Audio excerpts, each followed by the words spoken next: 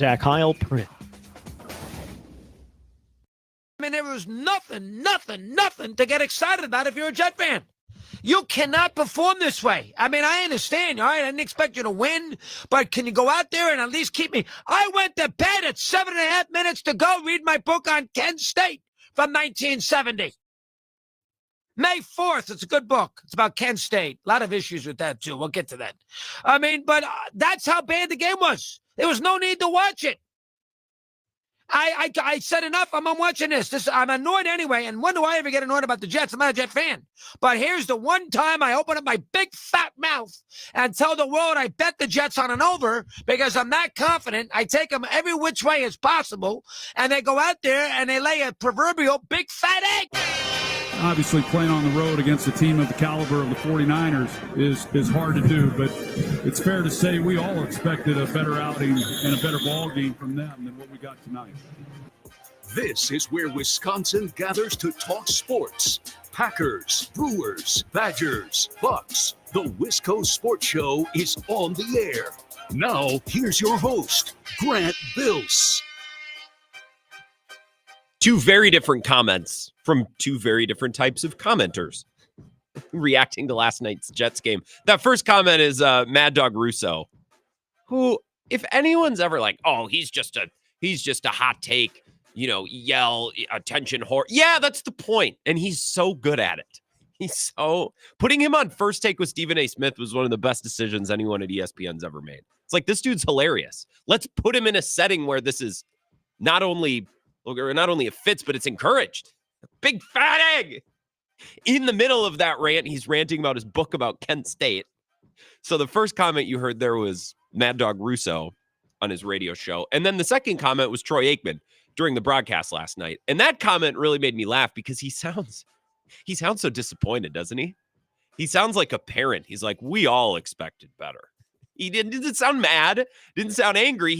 He legitimately sounded disappointed. Like, he sounded like he was disappointed. And that was really funny. I want to listen to that one more time. Listen to Troy Aikman. This is last night. This is during the broadcast. I think in the fourth quarter as things were kind of wrapping up. Training camp, Robert Saleh talked about how he worked the guys harder. They got more reps than they ever had. Very optimistic. And obviously playing on the road against a team of the caliber of the 49ers is hard to do. But it's fair to say we all expected a better outing and a better ball game from them than what we got tonight. It's safe to say we all expected better tonight. He just sounds like a disappointed dad. A couple comments to get us into tonight's show. This is the Wisco Sports Show. My name is Grant Bills. Week 1 now in the books with Monday Night Football last night.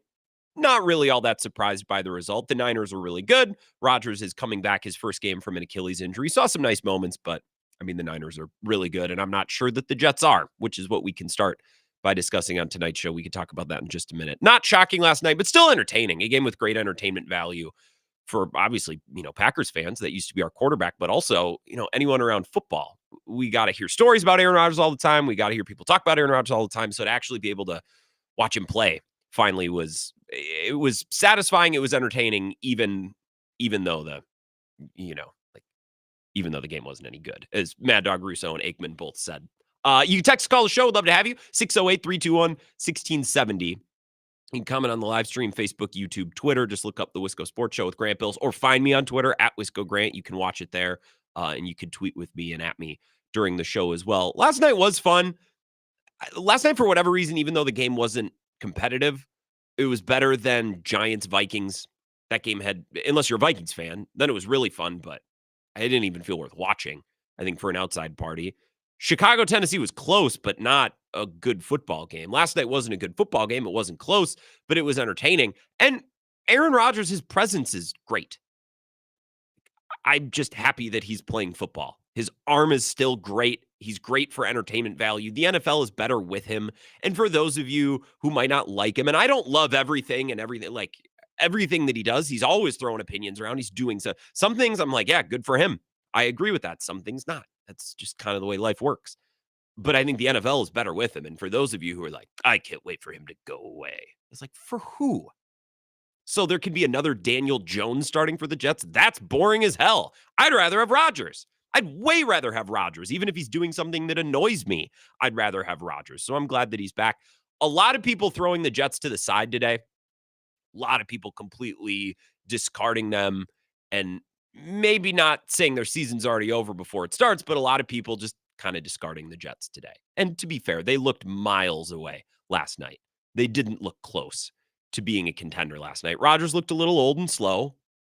Well, he's old and he's coming off an Achilles injury, so that's not shocking. The offense really is only Breece Hall and Garrett Wilson and Lazard.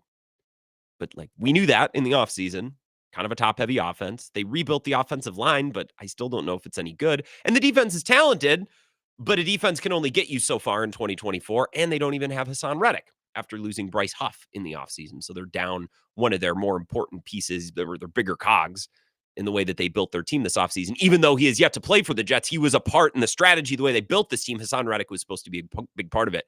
He's not there yet. Last night's game was really interesting to me because, well, Rodgers is back first and foremost, but last night was another example of something that we talked about last night when I talked about Caleb Williams and the Bears for just a couple minutes. It's like, it's so hard to win in the NFL.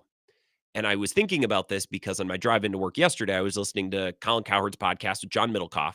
And I think it was Middlecoff who made the point. It's like, yeah, if the Bears and Caleb Williams yesterday wouldn't have been playing Will Levis and they would have been playing Geno or Baker, not elite quarterbacks, not quarterbacks that we talk about as among the best in the league. If Caleb Williams simply would have been playing one of those guys, the Bears would have lost. They would have lost going away. And that just goes to show you the barrier of entry in the NFL to win games, not win Super Bowls, but to just win a noon game, is you got to be able to beat Geno Smith and Baker Mayfield before you can even be in the conversation for competing with Mahomes and Allen and Rodgers and Brady and those guys of the past, right? It's just such a hard league to win games in, not championships. Championships, obviously, it's hard to win a championship in any sport. It's hard to win a noon game. It's hard to win a Monday night football game in the NFL.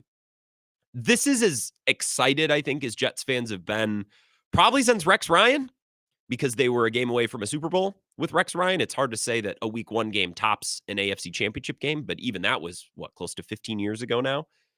It's probably a top 3 most exciting team for Jets fans this century. I don't know. I don't have the history of Jets teams in front of me. They've mostly been bad, right? This is one of the most exciting seasons for Jet fans in a long time. That's my point. And they weren't even close. They weren't even close to the Niners last night, who, by the way, didn't have their best offensive weapon. They didn't even have Christian McCaffrey last night. And the Jets, in one of the most exciting seasons of this century, one of the most talented teams that they've had, one of the most promising and hyped teams that they've had in years, in decades even. And the rubber hits the road in their first game, and they're not even close. They're not even close. All offseason. Well, don't forget about the Jets. Garrett Wilson's a star, and Breece Hall's really good, and they rebuilt that offensive line. Okay, that's a nice start. Maybe they'll be able to beat the Titans. Maybe they'll be able to beat the Colts if Richardson is banged up or if he makes some mistakes. But the barrier to entry, the barrier to win games, the threshold to cross, to beat other good teams, talented teams, well-coached teams, well-quarterback teams is not, well, they have a nice receiver and a nice running back. Like, no, the NFL is way harder than that. And I don't say that to throw shade on the Jets and what they've built. I throw that to praise the NFL. Talk about how good of a product it is, how competitive it is, how hard it is to put together a team that can win 8 games, let alone a team that can contend for a division, a top seed, and win playoff games and try to win a championship. Jets weren't even close. The NFL it's a different thing. It's not the NBA. In the NBA, half of the league makes it into the postseason, and so many teams can convince themselves, so many fan bases can convince themselves. It's like, yeah, but we got 2 top 10 players. We got 2 top 15 players. If we just have that, and Bucks fans, you know about that. It's like, well, we got Giannis and Dame, we got a chance. The NFL doesn't work that way because you saw, albeit an aging Aaron Rodgers with Garrett Wilson, who's a superstar wide receiver, we think, and Breece Hall, who's a superstar running back, we think. It's not even close. It's not even close. It's just another example, and we hinted at this last night, talking a little bit about the Bears and what they saw against Will Levis and the Titans. It's so hard to win games, and that's why we love the NFL. That's why we love the NFL. If it was easy to win games, the Bengals would have disposed of the Patriots easily on Sunday. Because look at the talent, right? They're so much more talented. No, they weren't ready to play. They were dealing with offseason drama, dealing with contract stuff, dealing with some injuries. And the Patriots came in and were more buttoned up and were more conditioned, and they punched them in the mouth. That doesn't happen in the NBA. That doesn't happen in other leagues. It only happens in the NFL. So just, again, more appreciation of the NFL as we're now through week 1 and we have football back on our TVs. Shifting to the Packers, okay? A funny thought I had while we were wrapping up the show last night, and I don't know if I talked about it. I don't know if I mentioned it, but I made a little mental note. It's like, okay, on tomorrow's show, this is something that I want to talk about. We all agree. We agreed last night. We talked about last night that Matt LaFleur is under a ton of pressure to keep this thing afloat with Malik Willis, right? We agree.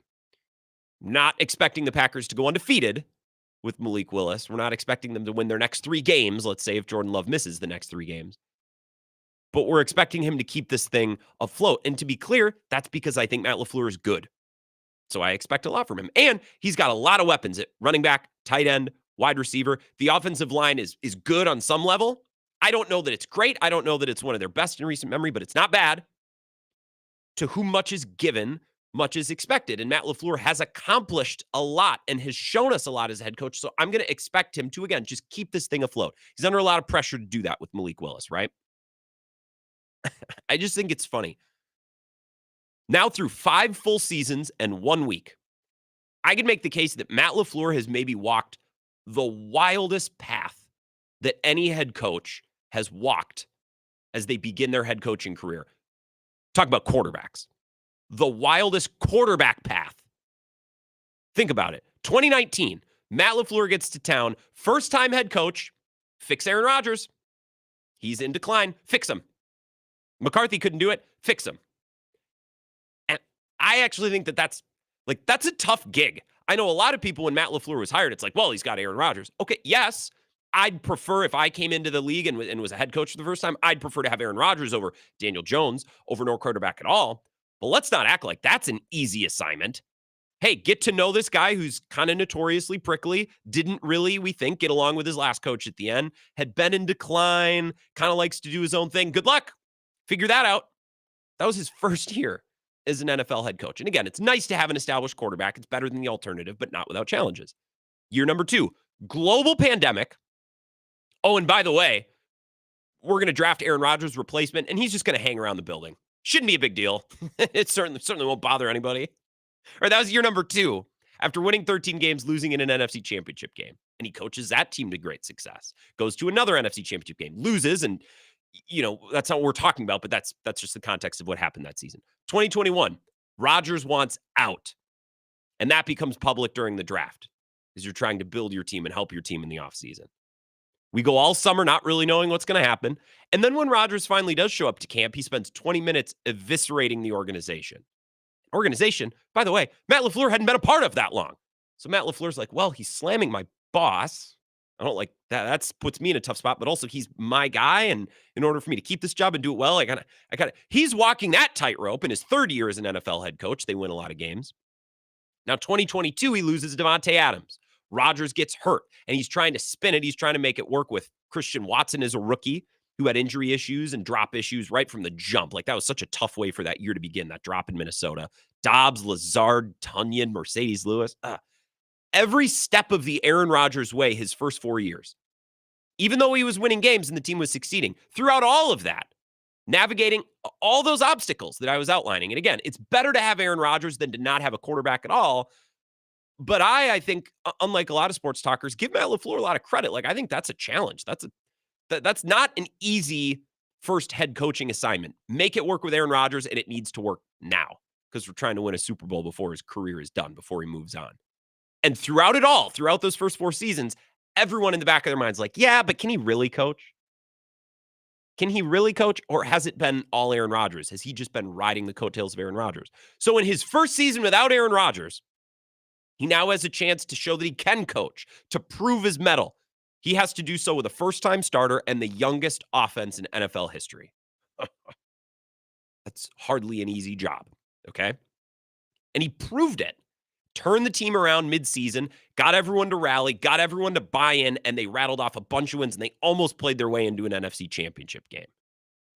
Wow, this guy can coach. Everyone decides at the conclusion of last season, Matt LaFleur, this guy, it wasn't all Aaron Rodgers. This guy can coach. He's coached now 2 quarterbacks to great success, and now this is really starting to feel like his team This really feels like Matt LaFleur is in control. It's his brand of football that's being run. It's his offense. He is leading the charge now. He is leading the outfit in Green Bay.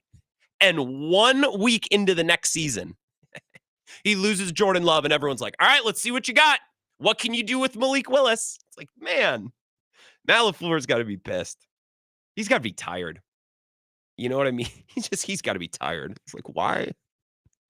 Finally, after 4 years of navigating Aaron Rodgers and drama between Rodgers and the organization, he's kind of in the middle of that, right? Because he's working with Rodgers on game days, but also his boss and the people in the front office that he's working with in the bigger picture. He's caught in between those two parties.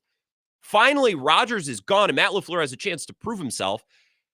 And he does it in a really tough situation with all these kids playing wide receiver for the first time. For the first time, he's doing all this. Finally gets it figured out. And then before the next season even begins, Jordan Love leaves with an injury. And now everyone's like, all right, let's see what you got. Malik Willis. Let's coach him up. Got to win some games. And if you don't, the season's already over before it even starts. It's like, man, what a wild quarterback path he has walked. And I didn't spend hours today pouring through research and looking at, the written histories of NFL head coaches and the quarterbacks they worked with. But I doubt there are many more NFL head coaches in history who have gotten off to this wild and weird of a quarterback start to their career. I mean, a lot of first-time head coaches don't get a chance to just step in and coach a Hall of Famer, so that's unique. And again, there are some advantages to that, but I think there are also some real challenges in that for Matt LaFleur. So I give him credit, but I also, realize that he stepped in and immediately had a proven commodity at quarterback. Then he finally figured it out. He finally put his stamp on this team, and then Jordan Love gets hurt, and it's like, all right, either you coach up Malik Willis and you steal a game or two in the next month, or the season's over before it even starts. Like, man, Matt LaFleur's got to be tired. He's got to be like, are you kidding me? Week 2, the season should just be getting started, right? We're just kind of getting into our groove. And no, you're already staring down the barrel of some must-win games, because if you don't win 1 or 2 of these games with Malik Willis, you're 1-3, 1-4, or 0-3, 0-4, and the season's over before Jordan Love is even taking meaningful snaps after week 1 in Brazil. By the way, this season started in Brazil, the first ever NFL game played in South America. It's just wild when you think about it. Matt LaFleur has dealt with lots of different challenges. And again, was also thrown a bone. Like, it's not the worst way to go to coach a future Hall of Famer in your first gig, but that's not without challenges too. What a wild start to a coaching career. Matt LaFleur. I just had to laugh thinking about that today. Let's take a break. If you have thoughts on this, would love to take your calls. 608-321-1670. We'll continue to talk Packers next. It's the Wisco Sports Show. This is the Wisco Sports Show with Grant Bills on the Wisconsin Sports Zone Radio Network.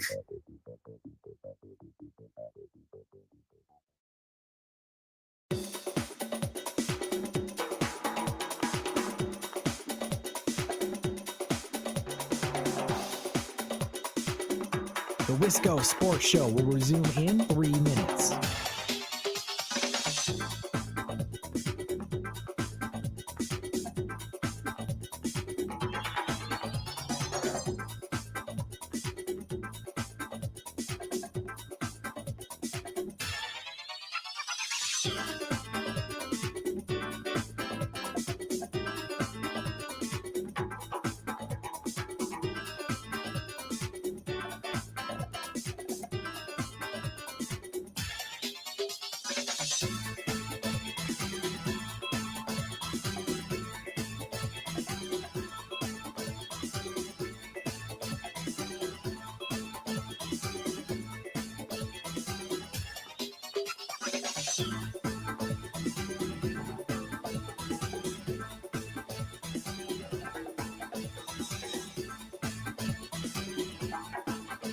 The Wisco Sports Show will resume in 2 minutes.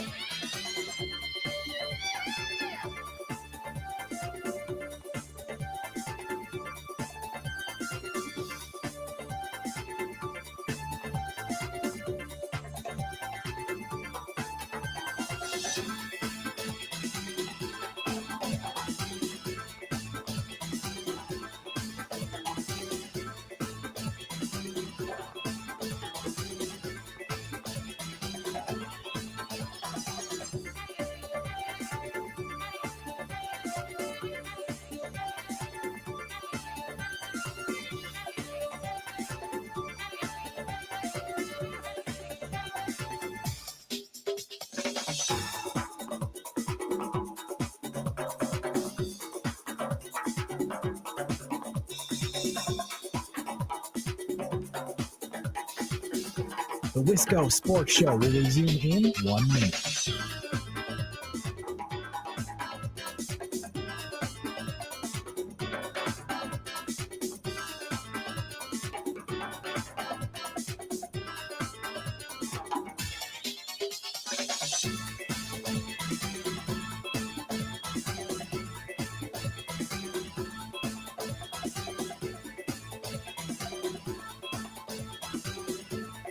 The Wisco Sports Show will resume in 30 seconds.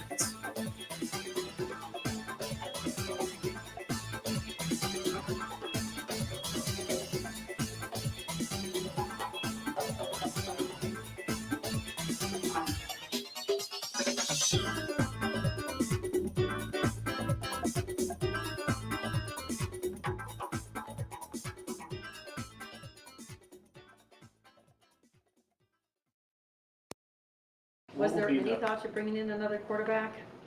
No. Despite reports, it's crazy to me, like how people come up with some of these things. And I think you're always, you explore every possibility, but at no point in time did we ever have any discussions with anybody. That's Matt LaFleur from Monday. Just kind of gets us back into the Packers. Away from Monday Night Football, away from some of the big picture points that I was making about LaFleur. And into the here and now. Got to win games with Malik Willis. He's their guy. Matt LaFleur saying, at no point did we have discussions, which I don't believe. Maybe they didn't call Ryan Tannehill or his representation directly. Maybe they didn't call. But come on. Behind closed doors, they definitely at least talked about it. Coaches get so defensive. Like football coaches, again, I feel like I've been talking about this the last couple of months. They're funny. What gets them worked up is funny. What gets a football coach bent out of shape is funny. No one else's brain thinks that way. Like no one else in their place of work would be like, I did not think about that, not even for a sec. It's like, well, Jesus, man, even if you did, no one would blame you, right? Aren't football coaches and general managers, don't they say all the time, like, hey, we're trying to get better every day. We're always evaluating everything. We're always looking for ways to make our team better. Well, talking about whether or not you should make some calls as a quarterback, it's part of that. So no one would blame you, man. Your backups are Sean Clifford and Malik Willis. Should hope you at least had some conversations. 608-321-1670. Bobby in Menominee chimes in on my opening comment about Matt LaFleur's path and how it's pretty unique with the quarterbacks that he's been asked to coach and the roles and the spots in their career that he coached these quarterbacks. Bobby says, did McCarthy not do much of the same? Wasn't 2000 Brett the best he'd been in a while? Yeah. Mike McCarthy came in when Brett was kind of down and out, needed to resurrect him a little bit. I would contend that the transition from Favre to Aaron was a little different than the transition from Aaron to Jordan Love. Aaron Rodgers was, I think, more of a known quantity. He was still an unknown to a degree. He was more of an unknown than Favre, but we had no clue what Love was going to be. I think most people had at least a little bit of optimism, at least a little bit of belief that Rodgers was going to be at least solid. No one knew that about Love. I mean, half of the fan base was calling for Sean Clifford, right? I don't know who Rodgers' backup was in 2008, but I don't think that was the case. Also, Rodgers had veteran pieces around him, right? Donald Driver was on the team. Greg Jennings was on the team. Matt LaFleur, like the most seasoned players he had on offense last year were like Aaron Jones, of course, but Romeo Doubs and Christian Watson in year 2. Those were the veterans. So similarities, yeah, and then you throw the pandemic in there and then the drama with Rodgers kind of going at the organization, the press conference. It's just a lot year by year by year. And this year was kind of supposed to be the first time where Matt LaFleur's like, all right, everyone believes that I can coach. Everyone believes that this is my team and that we're going about things the way that I want to go about them. And then Jordan Love gets hurt. And it's like, hey, win a game with Malik Willis or the season's over before October, which is just, he's got to be pissed. 608-321-1670. Let's take a call. Wisco Sports Show. Who's this? Hey, Grant, I agree with you. The transition was a lot different between Favre to Rodgers than Rodgers to Love. You know, we saw Aaron Rodgers take in Jordan Love, held no ill will personally towards Jordan Love, mentored him. Yeah. And I think that, you know, what we're seeing with Jordan Love, we do need to give credit to Aaron Rodgers, no doubt about that. I would agree. I mean, Favre like openly disliked him. Rodgers, to his credit, and I think, we criticize Rodgers a lot, and we look back at the Rodgers era. It's like, well, back when Rodgers was here, blah, blah, blah. We also, and I tried to do this, like, I think there are some things that we can go back and compliment Rodgers for. His treatment of that London game and the way that he spoke about it was one thing, and we talked about that last week, and also being very clear, like, Jordan's awesome. Like, I don't have a problem with Jordan. It's like, this puts me in a tough spot, which I get. Like, that puts him in a load of uncertainty with his organization and his future in the NFL. And I think he handled that about as well as you probably publicly could for someone who's in the spotlight like he is. Yeah. And, Rodgers he looked all right last night. I agree. A little slow, a little rusty. But if you were to compare his performance to Kirk Cousins in week 1, I mean, almost night and day difference. Like, both older quarterbacks coming off an Achilles injury. So, I know Rodgers had a little bit of a, non-Western medication way of healing his Achilles. And, maybe that worked a little better. He looked a lot more mobile, a lot better than Kirk Cousins, I thought.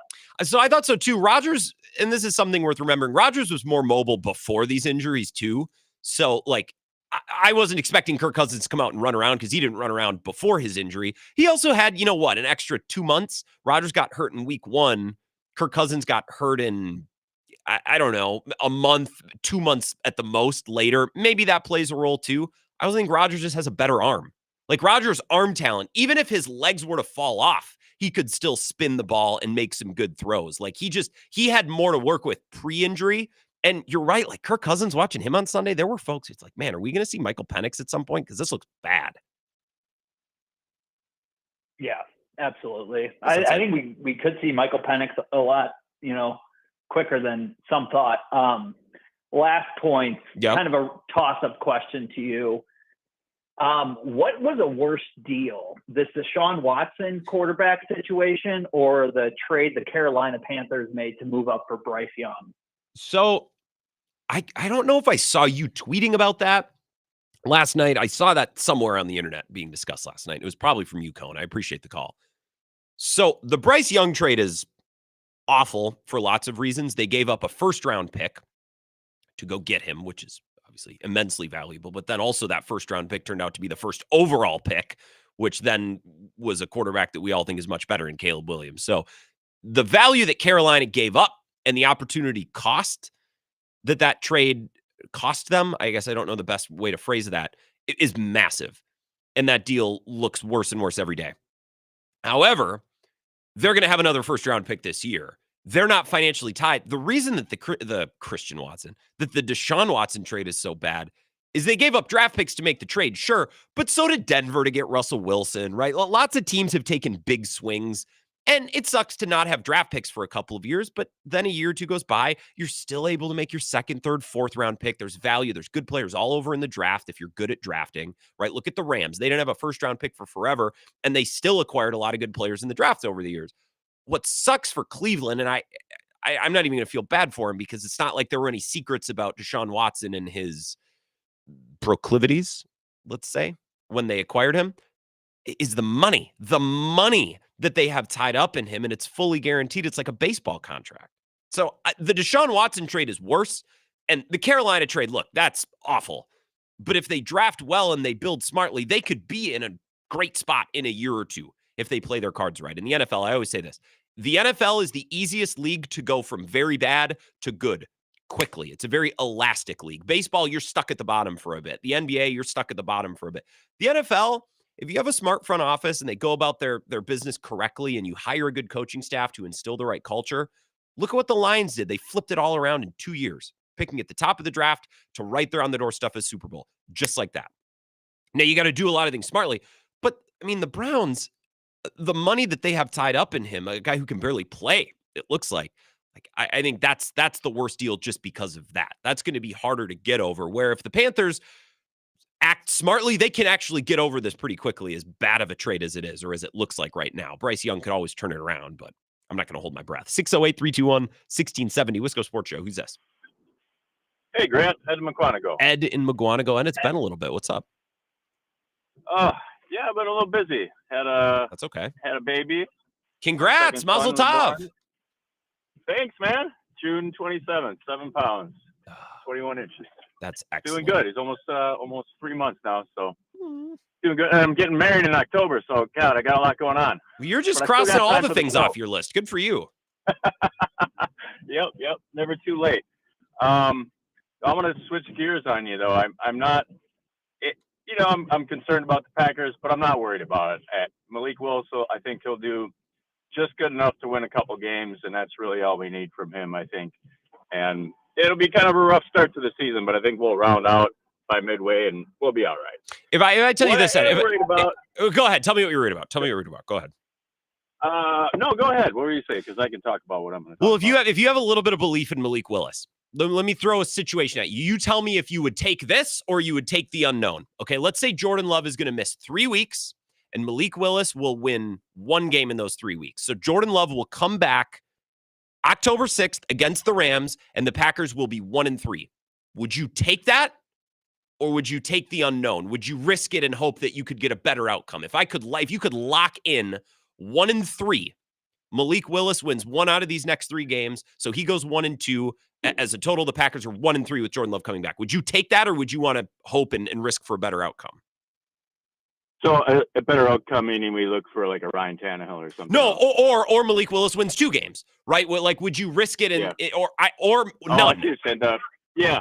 Would I take 1 win from him? Honestly, I probably would. Okay. Maybe that's kind of low bound the expectations, but I think we're solid enough that even starting out like that, we can still catch up.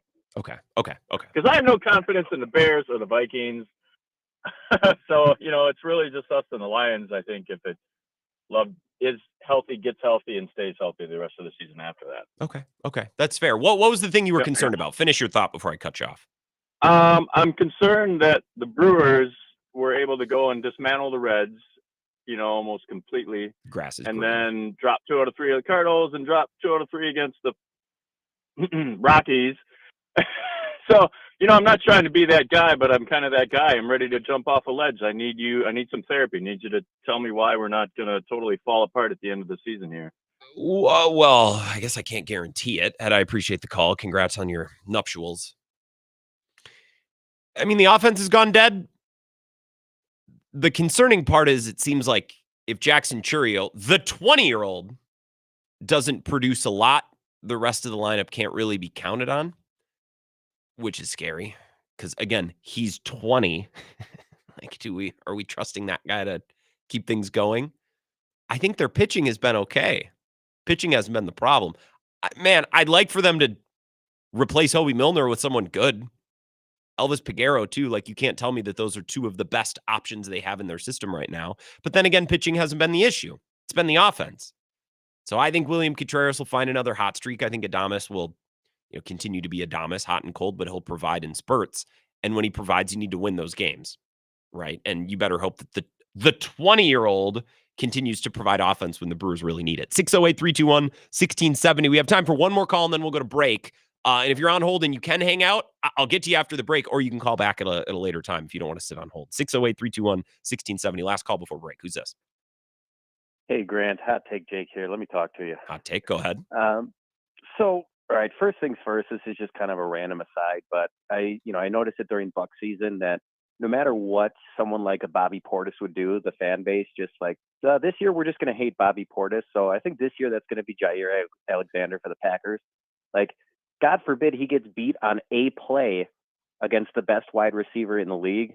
Like, I want to start bookmarking these idiots that, when things are going great, they love Jair. And but when they're not, all of a sudden now it's antics. And, that needs to be stopped. It's annoying. Just a small annoyance as a Packers fan. No, that's fair. I'll agree with you somewhat on like him bringing the ball out of the end zone. Like, he returned it to what? The 17, 18-yard line? They were going to get it at the 20 if he kneeled it down. Now, if he got tackled at the 4, okay, well then, yeah, that's a boneheaded play.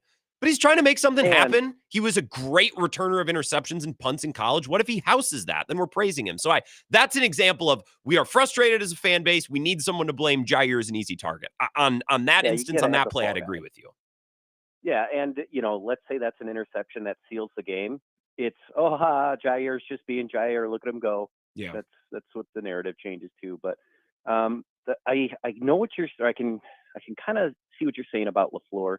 One thing that I think that works against them, though, is that, I think Andy Herman pointed out that there was like 39 unforced errors that he counted. Granted, it's week 1, but when you have the youngest team in the league, you decide you're not going to do preseason reps. Like, I feel like you're warranting some of that criticism when those are all things that, not maybe every single one of those 39 errors, but a lot of them probably comes from the fact of just kind of not being prepared, not ready to go. They had a lot of things going against them. The weird location, like I said, just being the first game of the season and being so young. But I think, that definitely is a valid criticism when you look at the procedure penalties and, again, all of that stuff just being unforced. So I don't know. I don't have a lot of faith in Malik Willis. I think there's a lot of people that are a little more positive today.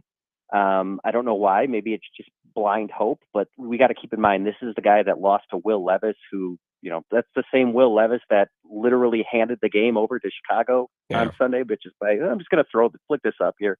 That's the guy that beat out Malik Willis. So I think one win would be a miracle if, we get a win out of Willis here. But again, that's just my opinion. Thanks, Grant. Thanks, Hot Take Jake. That's a good call. I think the Bobby Portis comparison is a good one. Crossing sports doesn't always work, but I think sometimes, like in the case of the Bucs season last year, we're frustrated. This isn't going as well as it should be.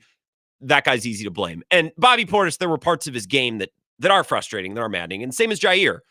Is it always Bobby Portis' fault? No. And I don't think it's always Jair's fault. Andy Herman did not grade out, seeing you mentioned Andy. Andy Herman did not grade Jair out well. I'll share those grades with you when we come back. I think, as an example, that play that he gave up the 60, 70-yard touchdown. If you're going to get beat, okay. But it has to be competitive, and you need to find a way to not let him score on that play. A.J. Brown's awesome. He's going to make plays. And when you're on an island in man coverage, that's a tough assignment. But if you're going to get beat, I mean, that wasn't competitive. That wasn't close.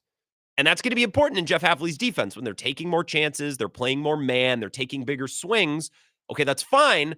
But when you give up a catch, when you get beat, you kind of have to try to prevent it from being a 70-yard touchdown. And I don't know that Jair did a great job of it on that play.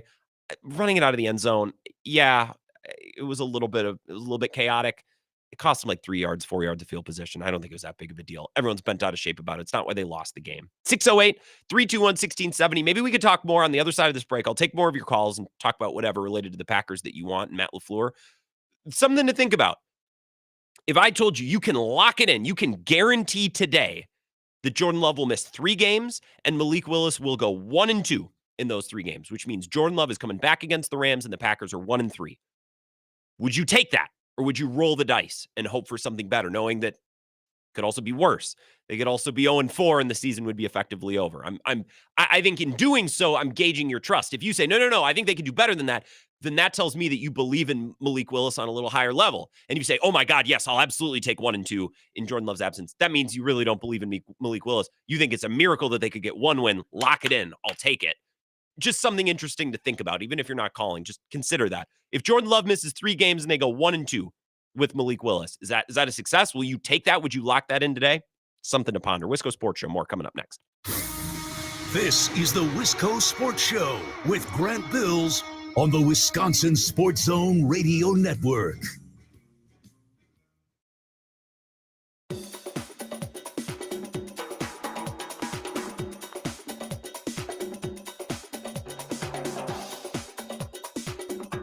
The Wisco Sports Show will resume in 5 minutes.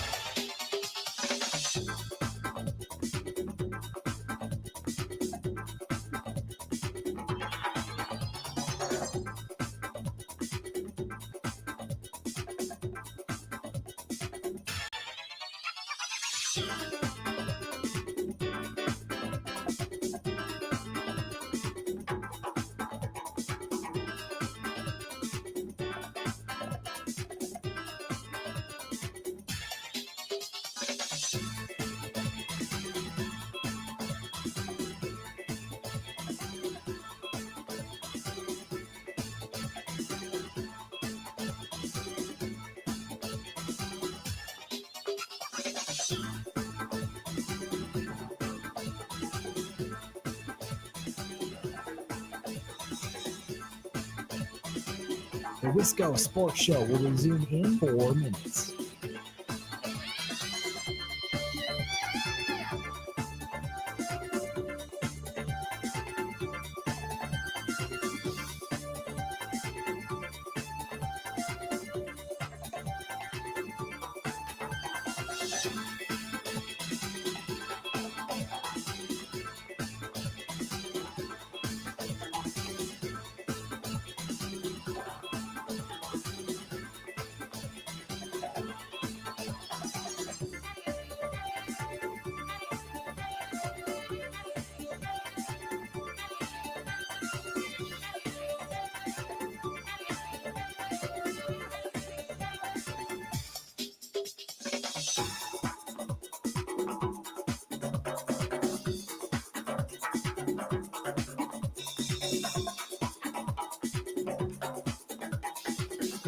The Wisco Sports Show will resume in 3 minutes.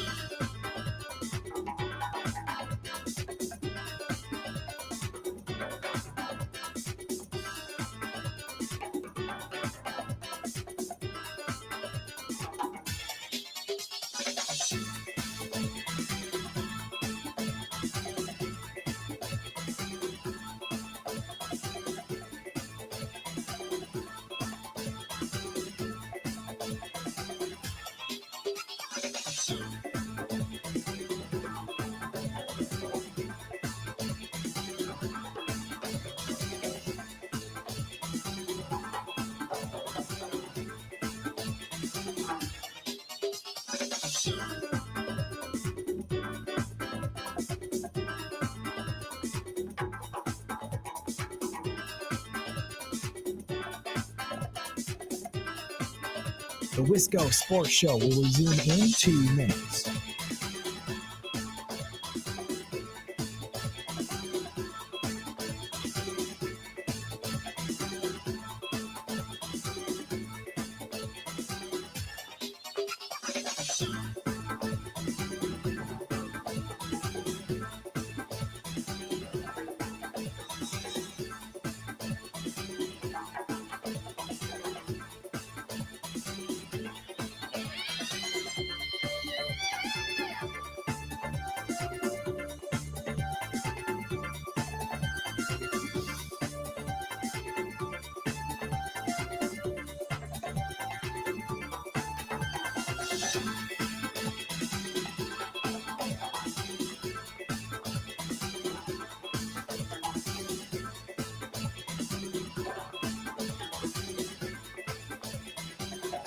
The Wisco Sports Show will resume in 1 minute.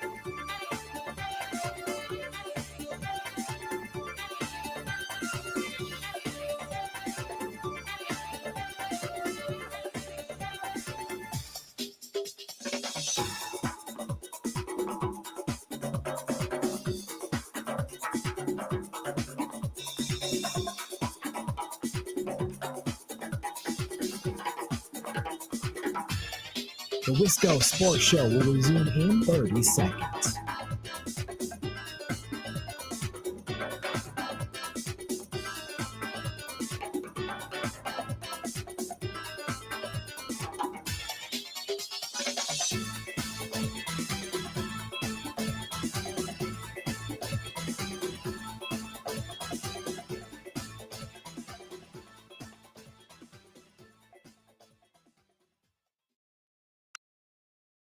The last kickoff, is that Keyshawn's call, whether he brings it out or I'm gonna not? put that one on me, and that will not happen again. Why is that on you? Because obviously it didn't get it clearly communicated what we wanted to get done in that situation. But at no point do we ever want to, if a kick's 7 yards deep or whatever it is, and we have to jump to catch it, and it's the timing element. It's you get the ball at the 30-yard line. We were just trying to get in Hail Mary range, and those are valuable seconds. So obviously I wasn't clear in what we wanted. So that will not happen again. Again, just mixing in comments from Matt LaFleur throughout the week. That's from Monday. Very quickly inserting himself when Keyshawn Nixon's return came up. It's like, so is that Keyshawn's decision? He's like, nah, hold on, that's on me. It wasn't communicated clearly enough, which I respect Matt LaFleur for falling on the sword. I would imagine internally, again, and this is me guessing. I don't know Matt LaFleur. I'm not in the locker room. This is just me from afar guessing his internal dialogue. I'm guessing on the inside, he's like, yeah, I guess I got to remind my top paid special teams coordinator to do obvious stuff. I guess I need to hold Rich Bisaccia's hand and tell him, hey, don't let our returner bring the ball out. That is a question for Rich Bisaccia. It should be a question. That should be something for Rich Bisaccia. What are we paying him for? Sorry, I didn't communicate that clearly enough. That is a question for Rich Bisaccia. I don't get it. 608-321-1670. Thinking about the outlook with Malik Willis. For purposes of conversation on this show, we are acting as if Jordan Love is going to miss 3 weeks. We're acting just, again, for the sake of conversations, for the sake of takes. We are acting as though he's going to miss the Indy game at home this weekend, the Tennessee game in Tennessee, and then the game against Minnesota at Lambeau. Those are the next 3 games. I would lock it in. I would take it. I would take 1 and 2. If Malik Willis can win one of those games, great. Selfishly, if the team could look really good in the other two and give me some belief that Jordan Love's actually walking back into a team of guys that are competitive and nasty, I don't want to see this team. I certainly can't see them go 0-3 without Jordan Love, because then the season's over. 0-4 is a death sentence, most likely.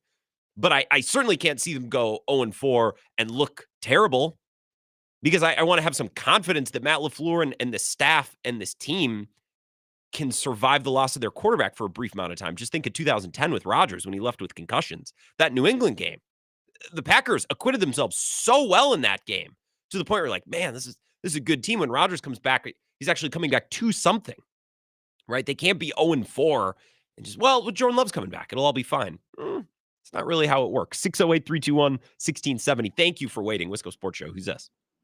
Grant, how are we looking? It's Corey out of Marshall. Looking great, Corey and Marshall. How are you today? Not too bad. So I guess my take was a little bit different, but since you're setting the rules here for the sake of conversation, I would say I would take 1 and 3. Yeah, but I don't think he's going to miss 3 games personally.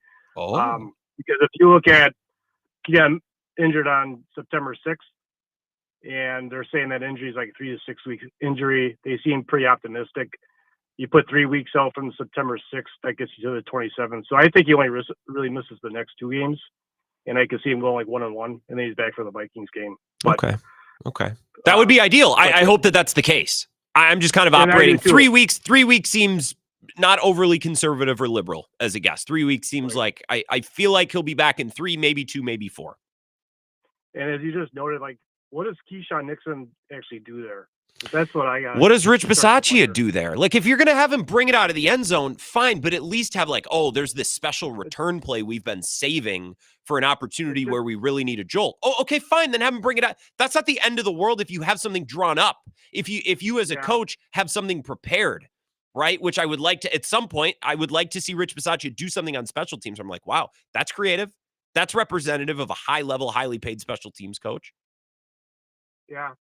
And it's a bit mystifying, is I think that dog don't bark. He thinks he's a little bit better than what he really is. But and Malik Willis, confidence level not that great, but going off of thinking that he didn't beat out Will Levis. Isn't Will Levis that weirdo, like a first-round pick? I think he was, wasn't he? First or second. Let me double check. He wasn't a high first-round pick. He put mayo in his coffee, which was really disgusting to see. Yeah, he had a sex tape come out. There's a lot of things with Will Levis. Pretty weird guy. Okay. So yeah, I just see like, okay, they're not going to be that type of a draft pick. They're trying to push him in sooner than later. So he was a second-round pick, and to be fair to Malik Willis, it was a different regime, right? The coaches and everybody that came in, Malik Willis wasn't their guy. So that not saying he was great and they cut him anyways. I don't think he was great, but he also wasn't their guy. So double jeopardy. I got one more thing for you, Rand. I'll let you get going because I know you're busy. Brewers, I was wanted to echo what Ed from McGuanago was saying. Congratulations, Ed, and the new child. Is that this time of year, and I don't know if you feel it too, Grant, or not, it feels somewhat like the Brewers suddenly start thinking that when they make these playoff pushes, they're mentally like already past or already into postseason. Sure. If that makes sense. They've accomplished it. Yeah, like on Sunday, you get 23 guys retired in a row against the bleeping Rockies. All right? That says to me you're physically there, but are you really mentally there? Are you like, and I get it. It is a long-ass season. Totally understand. At the same time, when you get to this point in the season, we don't want to see a repeat of was at 21 or 22, where they kind of just like put on the coasting, right? And then we get the term from the manager talking about it's very lackluster crowd. And I'm thinking to myself, you got to be bleeping kidding me, man. Yeah. You guys are out there freaking whiffing away 23 times in a row. They don't look like they got their head up their bleep, and you're telling us that we're the lackluster problem. There was a good crowd there the other day. It amounted to about 13,000 fans per hit recorded by the Brewers that day. Yeah. Exactly. So I'm not jumping off the ledge. I'm not doing anything like that. No, me neither. It's more just observational. It's kind of aggravating, as we all probably sit around and say. I could see him like at 19 games left. This is gonna be a tough road trip they go on here out to San Fran and Arizona. They always play notoriously terrible out there. So I hope they don't get ground to the ground and they come home and you play Philly and Arizona on the back end. That's 13 games in a row. Yeah, you know, and go 6 and 7 out of that, that'd be great. But boy, man, they better really get their act together here pretty quickly. What were you going to say, Grant? Sorry. No, I was just going to add to what you were saying. And Corey, I got to run because I got to get my last break in. They've always struggled against the Giants. I feel like most teams historically from the East or from the Midwest have probably struggled on a West Coast road trip. It's just the timing's different. It's just it team's out of your element. So I don't know that there's like the Brewers always struggle out West, but I don't know if then you'd look at the Reds or the Pirates. Well, but they do great out West. Like I think most teams probably struggle when they travel, struggle more than they would being at home or, you know, playing within their division and staying a little bit closer to home with longer or shorter flights or, you know, not too much of a dramatic change in time or in time zones. So you're right, but the Diamondbacks are playing really, really good baseball the second half. It's a different type of opponent than the last time they saw him, and the Giants always give him fits. Gave him fits at American Family Field a couple of weeks ago. They're just a tough team to put away. Now, Birdsong's on the mound. Birdsong is a really, really good young pitcher. The Brewers handled him and worked him and saw a lot of pitches and did Brewers things, but I think the last couple of series, and Pat Murphy's alluded to this, there's not working as hard offensively. They're swinging for the fence, and they're making a lot of outs in a row without putting pressure on the defense, without putting pressure on the pitcher. Now, if they get back to doing that in San Francisco and in Arizona, I think they can score more runs and win games. But if they keep playing the brand of offense that we've seen, they're going to keep losing more games than they win. And it's not going to cost them a playoff spot, but it's going to continue to hurt the vibes. And it's further going to put the nail in the coffin that 1 and 2 seed, that's just not attainable with the way that they're playing right now. 608-321-1670. We'll take one more call. If you're on hold, stay there before we wrap up the first hour of the Wisco Sports Show. I want to talk Badgers at 5. We're going to talk with Colten Bartholomew of the State Journal at 5:30. A lot more football talk yet to come. This is the Wisco Sports Show with Grant Bills on the Wisconsin Sports Zone Radio Network.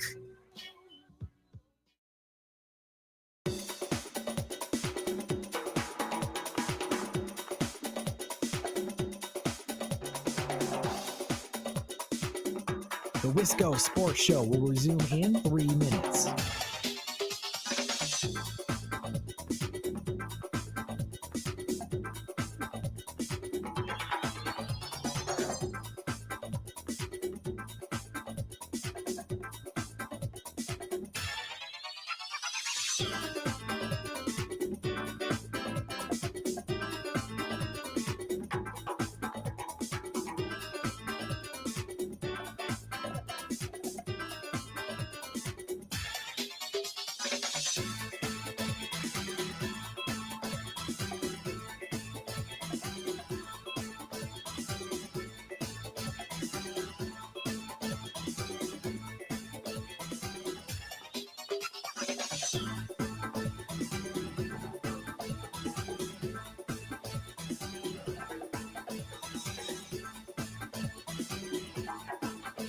The Wisco Sports Show will resume in 2 minutes.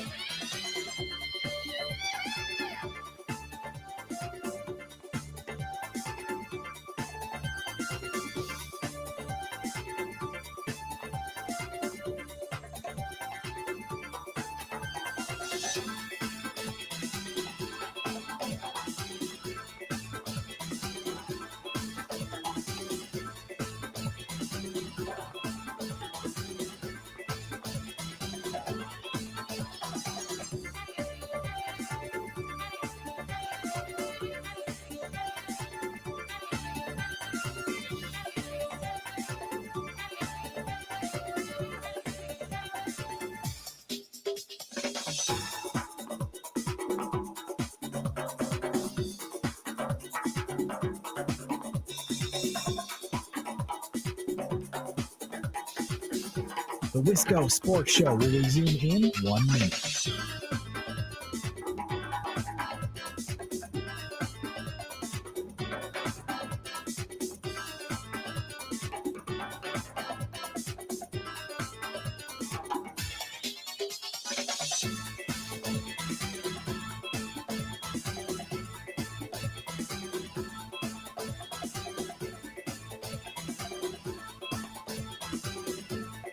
The Wisco Sports Show will resume in 30 seconds.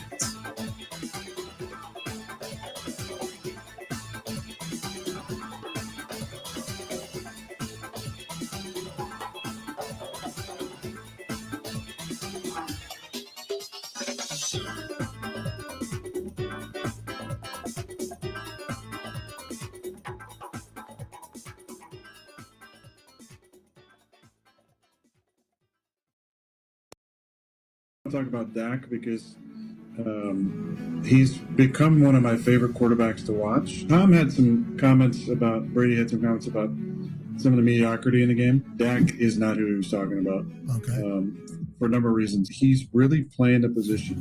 What I mean by that is I'm watching him make Ringo calls. So that's protection adjustments against these crazy looks and picking things up. I'm watching him, bring the tight end back in against zero pressure and throw an old concept we used to run for a touchdown to CeeDee Lamb in the back end zone. I'm watching him use his cadence beautifully and get into this rhythmic, here we go, into like dummy, using it as a dummy sometimes. I just want to say, like, he's playing the position in a really impressive way. And for whatever reason, maybe because he's the Cowboys quarterback and it's one of those premier positions in sports, he might take a little more than he deserves. But I love the way he's playing, and I love the way he's playing, like really playing. That audio came up on my timeline, that clip. That's Rodgers on the McAfee show, I think from last year.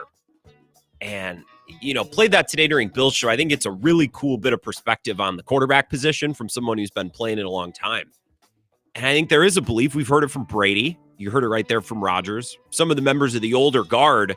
It's like, man, when we learned how to play this position, when we came into the league, we were in charge of this and we were responsible for that. And we had to pay attention to these things. And we had to, consider, and I think they've seen a game now that's been stripped down and simplified for lots of rookies and young guys. I thought that was interesting commentary. I like listening to Rodgers talk about football too. And I'm kind of a Dak guy because I think he gets a lot of crap from some people. I'm a little sympathetic to the guy. Hour 2, let's talk Badger football next.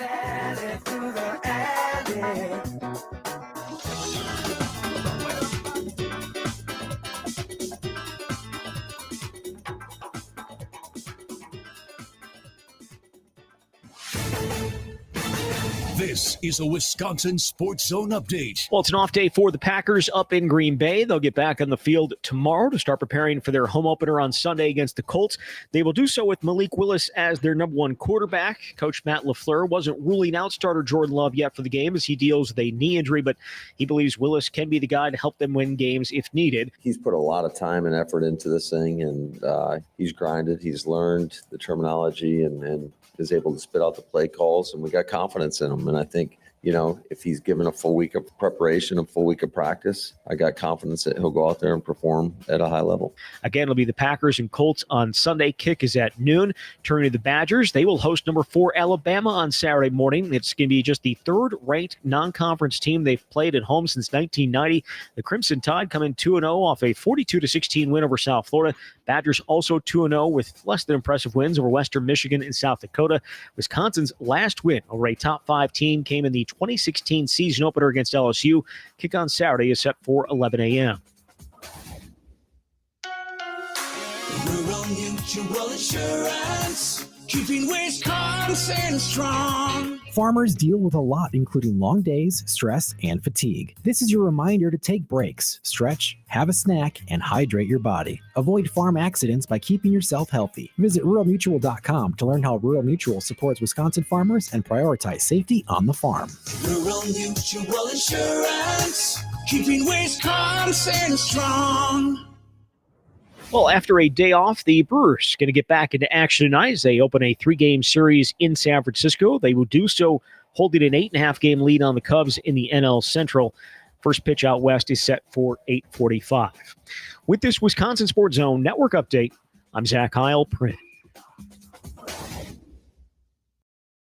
mean, there was nothing to get excited about if you're a Jet fan. You cannot perform this way. I mean, I understand, all right? I didn't expect you to win, but can you go out there and at least keep me? I went to bed at 7.5 minutes to go read my book on Kent State from 1970. May 4th, it's a good book. It's about Kent State. A lot of issues with that, too. We'll get to that. I mean, but that's how bad the game was. There was no need to watch it. I said enough. I'm watching this. I'm annoyed anyway. And when do I ever get annoyed about the Jets? I'm not a Jet fan. But here's the one time I open up my big fat mouth and tell the world I bet the Jets on an over because I'm not confident. I take them every which way as possible. And they go out there and they lay a proverbial big fat egg. obviously playing on the road against a team of the caliber of the 49ers is hard to do, but it's fair to say we all expected a better outing and a better ball game from them than what we got tonight. This is where Wisconsin gathers to talk sports. Packers, Brewers, Badgers, Bucks. The Wisco Sports Show is on the air. Now, here's your host, Grant Bills. I love disappointed Troy Aikman. We all expected better tonight. He's not mad. He's just disappointed. I want to take 2 or 3 minutes here to kind of clear the deck, get caught up on texts that I've been neglecting. We're going to take one call. There's one person on hold. I want to make sure they have a chance to say their piece about the Packers or Malik Willis. And then I want to talk Badger football. I want to play you a bit of audio from Phil Longo yesterday. Colten Bartholomew, Journal Sentinel, Badger Extra, going to join us in about 25 minutes. Jeff, not Mark, in Eau Claire. I'm not sure if I heard you correctly, but I can get Love back in a guaranteed 3 games and have Willis go 1-2 in that time frame. You absolutely do that.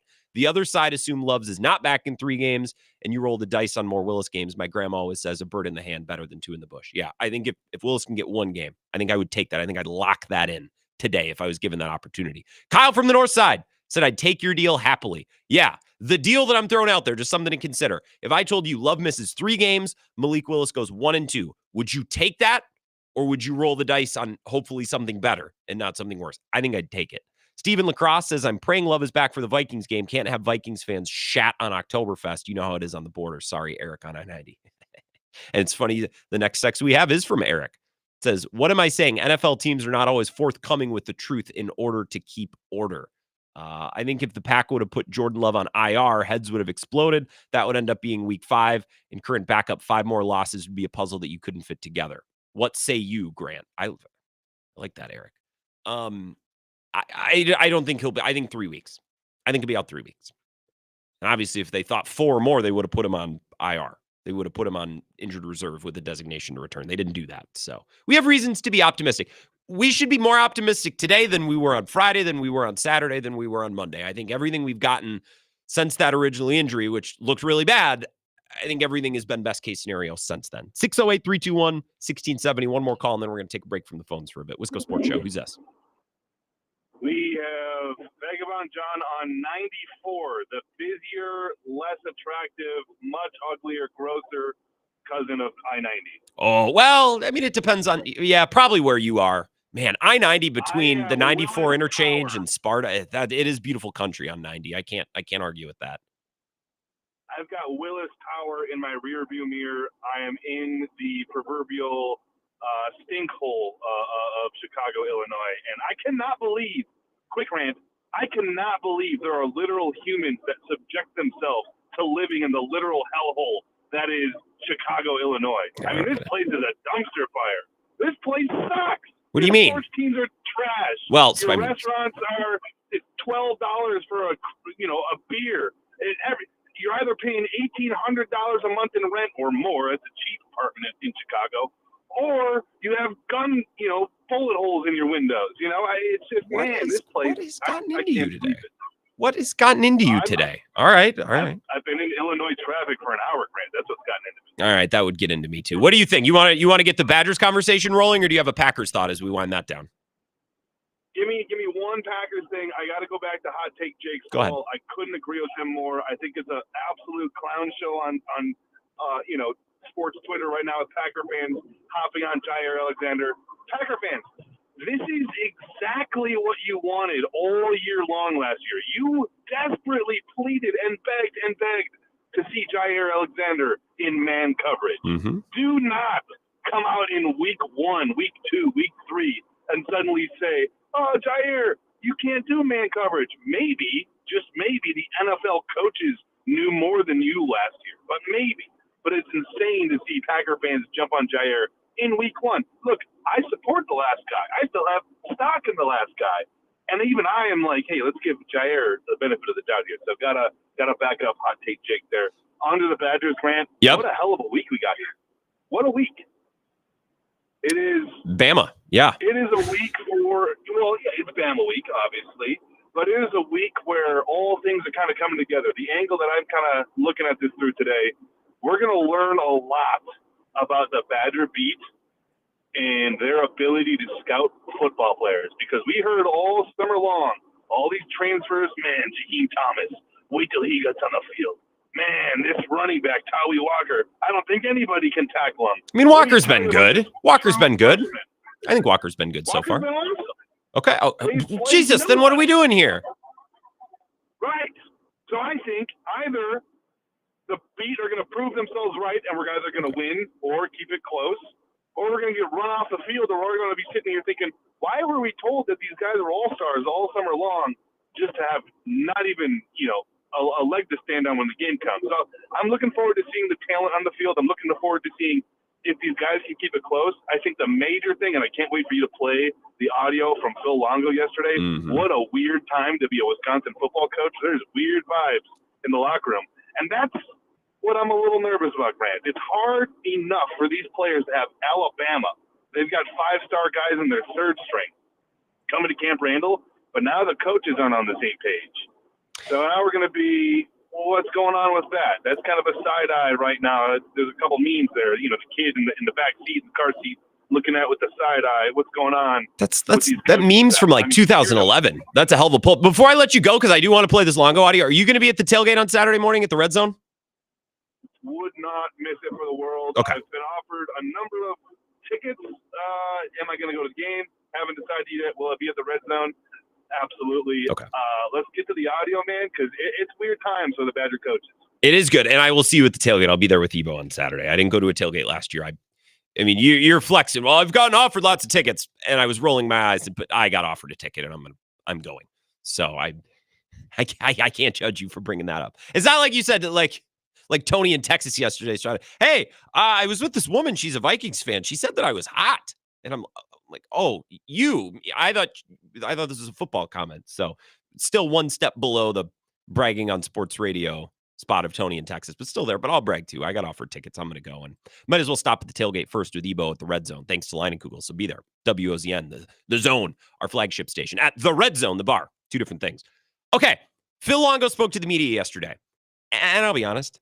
Normally, when Zach Heilprin diligently sends over cuts of Luke Fickell, Phil Longo, Mike Tressel, I peruse. Don't often make their way into this show, though. Now, this is only a 2-hour show, so it's got to be something pretty crazy in a soundbite for me to play it, just because we only have that much time, right? And Packers, I think, are probably a bigger deal. And not probably, they are a bigger deal. That's not to diminish the Badgers, but the Packers are the statewide team. It's a little bit more of a statewide show. It's not just here in Madison.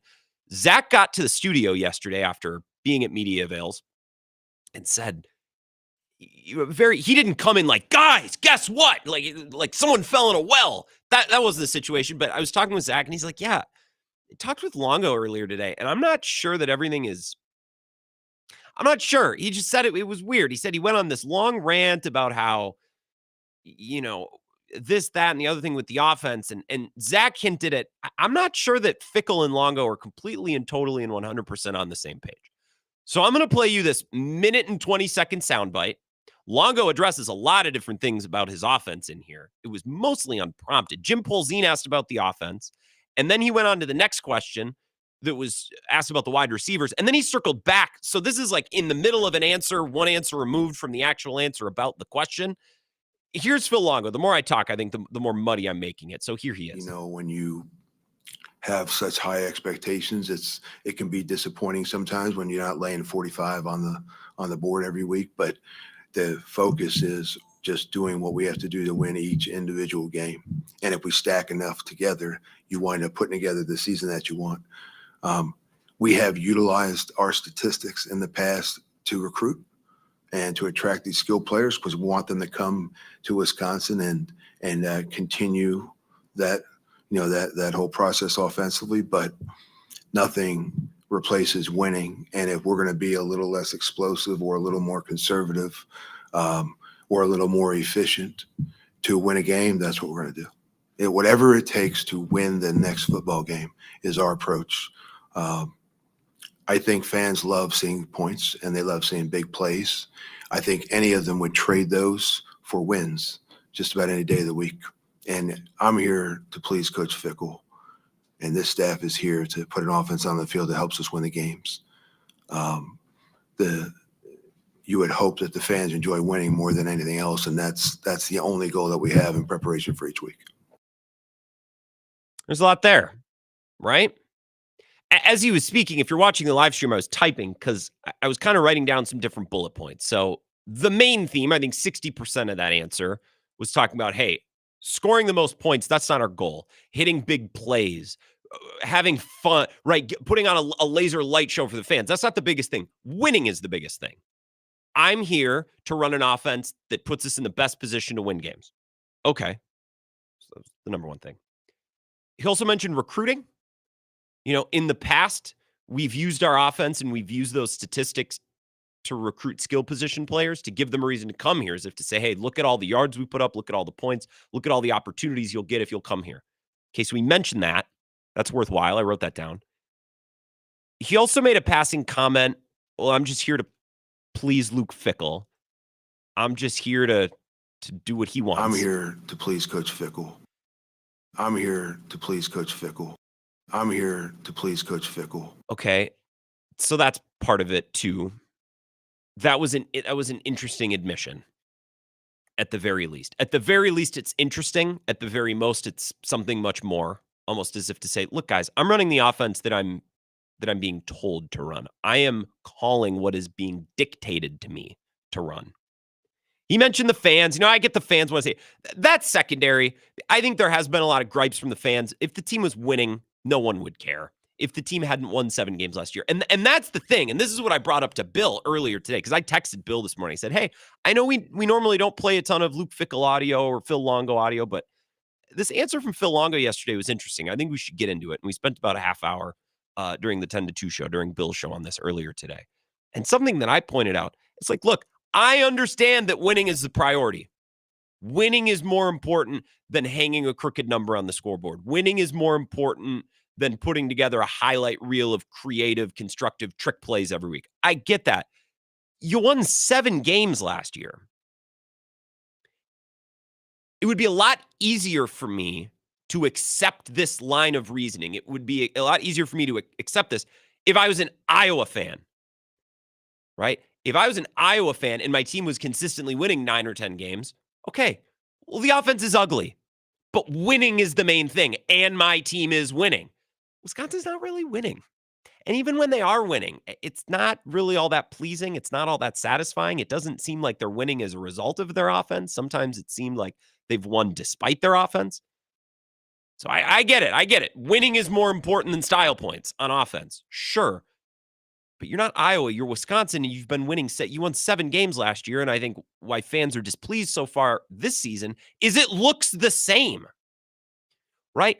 Last year was last year. And if Wisconsin would have put a beating on Western Michigan and or South Dakota, and fans were able to watch those first 2 non-conference games and think they've taken a step, right? They've progressed. They've evolved. They've gotten better. Well, then the vibe would be different. The record would be the same, but the vibe would be different. And the way that we'd be reacting to certain things would be different.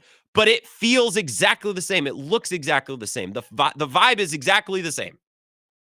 So when Luke Fickell and Phil Longo say, well, I love fans love points, they love big plays, but I'm here to install an offense that first and foremost helps us win games. Okay, well then do a better job, because you won 7 games last year and the schedule just got harder. At this point, 7 games, that feels like a conservative bet that I would place on their total to win this year. 8 games would seem like a miracle, a bit of a miracle based on what we've seen so far. And again, that comment about Luke Fickell, I'm here to please Coach Fickell. I don't know. I don't know. It would seem, and maybe this is my radio brain, this is maybe me wanting to find a story or find a topic. And in the end, I won't apologize for that, because that's my job every night. We're trying to find interesting things to talk about. But maybe I'm reaching here. Maybe I'm barking up the wrong tree, but I'm reading this as Phil Longo wants to open it up a little bit. And Luke Fickell said, no, we want to play conservative. We want to stay on the ground. We want to trust our defense. Okay. But if that's true, then I have real questions about Luke Fickell's judgment and his coordinator selection. If you want to run a ground and pound conservative possession-based offense, why did you hire an air raid guy? You hired an air raid offensive coordinator and then brought him in and told him to pipe down? That doesn't make any sense. So again, there's lots of crossed wires here. There's lots of narratives, lots of layers to this. And in the middle of it all is this weird passing comment that I just can't get over. I'm here to please Coach Fickell. I'm here to please Coach Fickell. I'm here to do what he wants me to do. And I understand Phil Longo's, he didn't look thrilled yesterday. I watched the video, and I don't know that he's a super smiley guy. Again, I don't cover the team. He didn't exactly look thrilled to be there. And I think at the core of this commentary is Luke Fickell and Phil Longo going back for the offense. And Longo knows if they win 7 games again this year and it looks the same, he's out. It's him that's losing his job. And I'm sure that Phil Longo, if he thinks that he's possibly going to get fired, can I at least get fired running the offense I'd like to run? Can you at least let me do my job and let me get fired on my own merits if that's where this is going to go? Lots of layers. I think this is interesting. And I don't think I'm the only one. If you have thoughts on this, let's take our break a little bit earlier than we normally would at 5:15, 5:18 here. Leave some time. If you have comments, 608-321-1670. Colten Bartholomew, the State Journal, going to be here at 5:30. He will give his expertise on this as well. And by the way, I messaged him earlier today. I said, hey, this is kind of what I'm going to talk about. Is this off base? And he goes, no, I kind of left that press conference the other day with the same line of thinking. So he's not on board that the coaches are at each other's necks, but I already talked to him and he thinks there's validity to this. So he'll add his opinion and his perspective from being around the team and being in that press conference on Monday that Phil Longo gave yesterday. So more to you, your thoughts on the Badgers in this situation next. This is the Wisco Sports Show with Grant Bills on the Wisconsin Sports Zone Radio Network.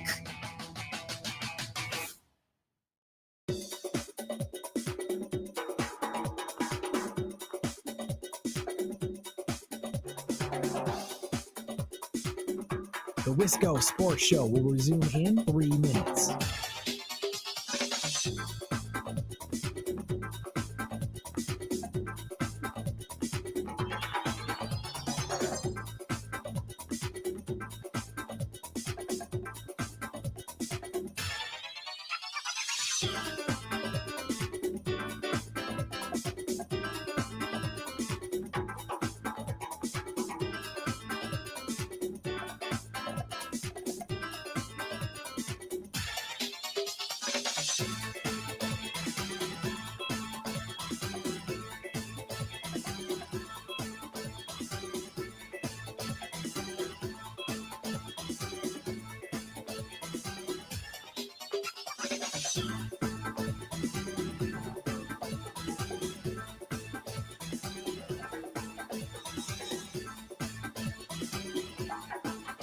The Wisco Sports Show will resume in 2 minutes.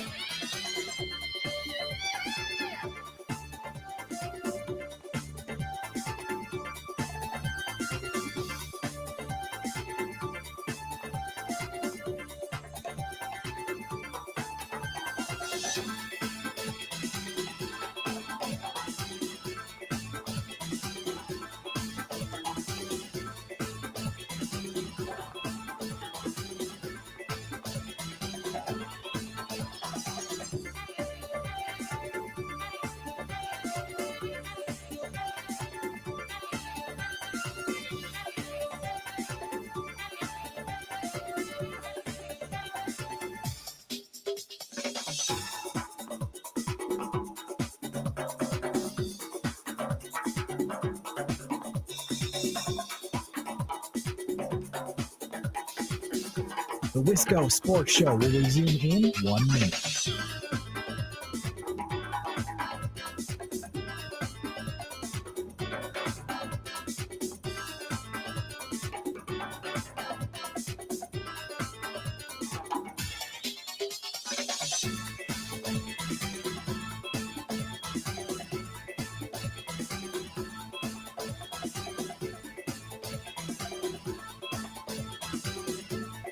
The Wisco Sports Show will resume in 30 seconds.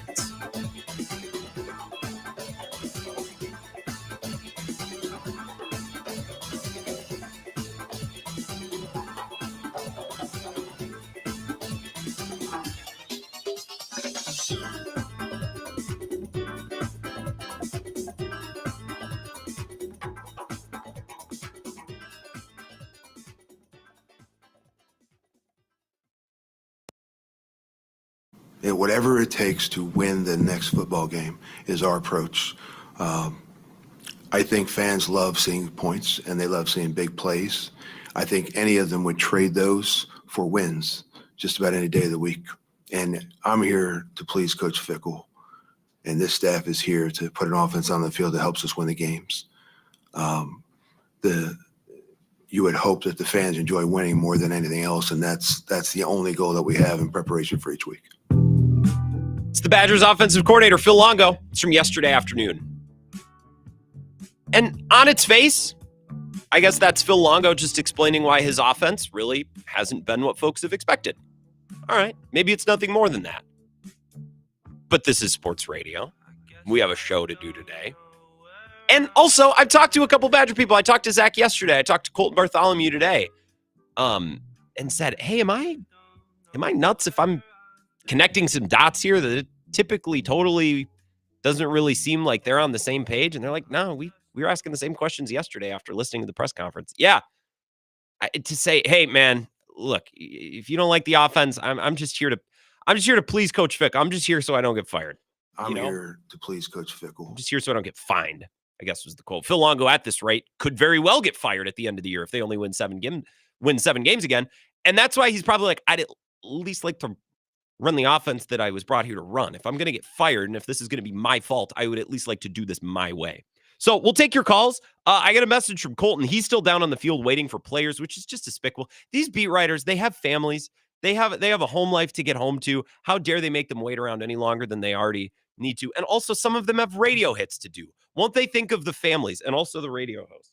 So if we don't get Colten in today, maybe later this week, we have Jesse Temple tomorrow. So we have no shortage of excellent Badgers expertise joining the show. And we got loaded phones. So I want to hear your thoughts on this too. 608-321-1670. Wisco Sports Show. Who's this? I don't know why you're on a vendetta to get Coach Fickell fired. No one said anything about getting him fired. That's not why are you reaching there, Pete? No one said anything like that. I'm not reaching.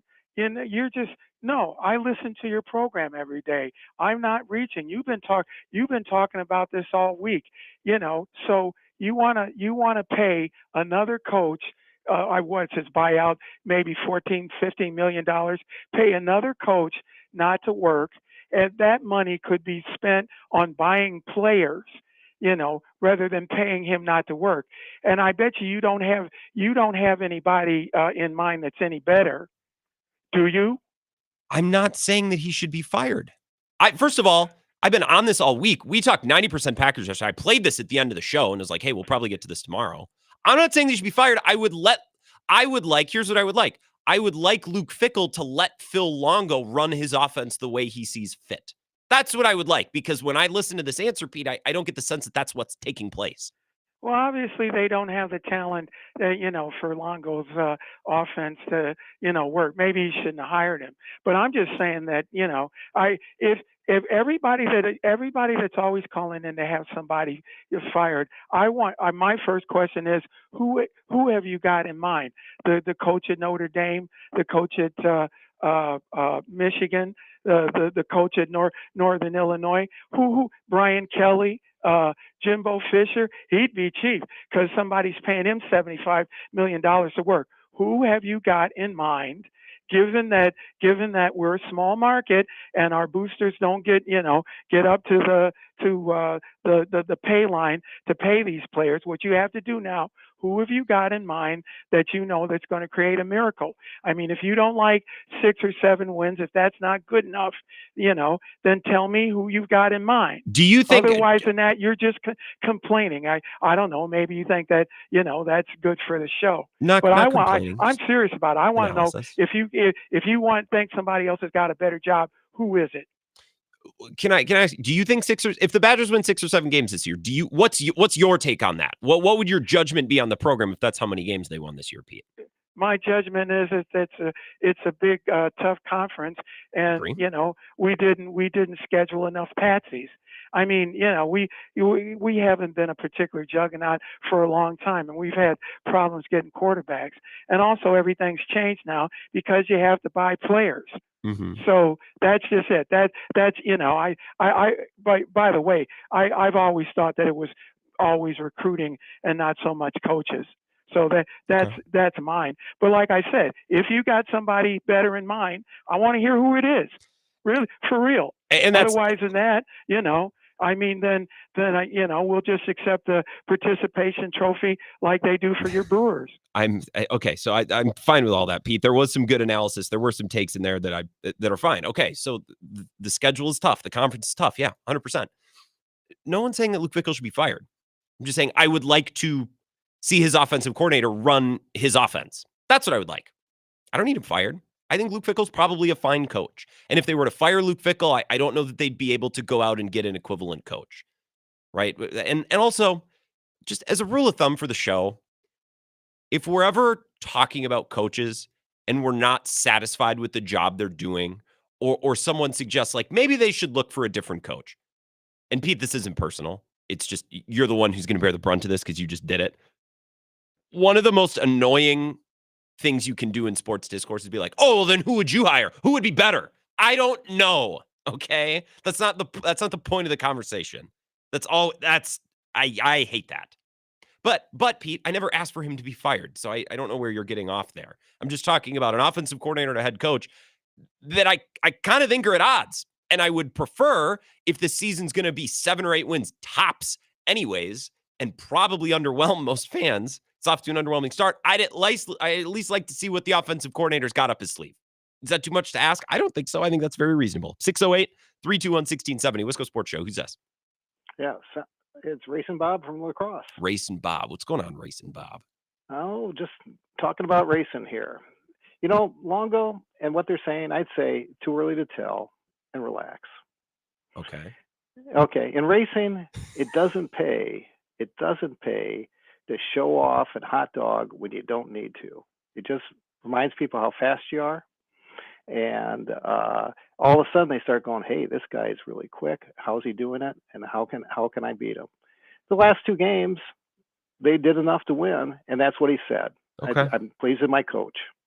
Now, in the next 3 weeks, if they don't put the foot on the throttle, there's going to be real issues. I mean, we're all hoping that the air raid offense looks like the air raid offense, and it's clever and effective and does things that the previous administration didn't do. But so you think they're rope-a-doping a little bit. You think they're doing the bare minimum to beat these non-conference teams. So when Bama comes to town, and then when they go to USC, they have some things ready to go that haven't been put on tape yet. Just like Western Michigan did to us. Okay. Yeah, didn't put it on film. We've never really seen the air raid offense, you'd say, right? Well, no, I think that's the complaint of many fans is we're still waiting for this newly designed offense that was kind of touted when Phil Longo first got here. Yeah. Right. Well, we'll find out in the next 3 weeks whether it exists or not, whether they have the horses to run it, and whether it really works. So I don't disagree. And that's a take that I can get behind. I think Cone brought that up yesterday. It's like, well, we're doing the bare minimum to beat Western Michigan. I mean, they could have lost to Western Michigan if Western Michigan wouldn't have botched the punt and some things, 4th down stop wouldn't have gone their way. I don't really know. You're like, well, that's what Western Michigan is. Western Michigan got killed by Ohio State yesterday. So I don't know that they were holding on to anything. Maybe you were saying that Western Michigan emptied the clip against Wisconsin. Okay.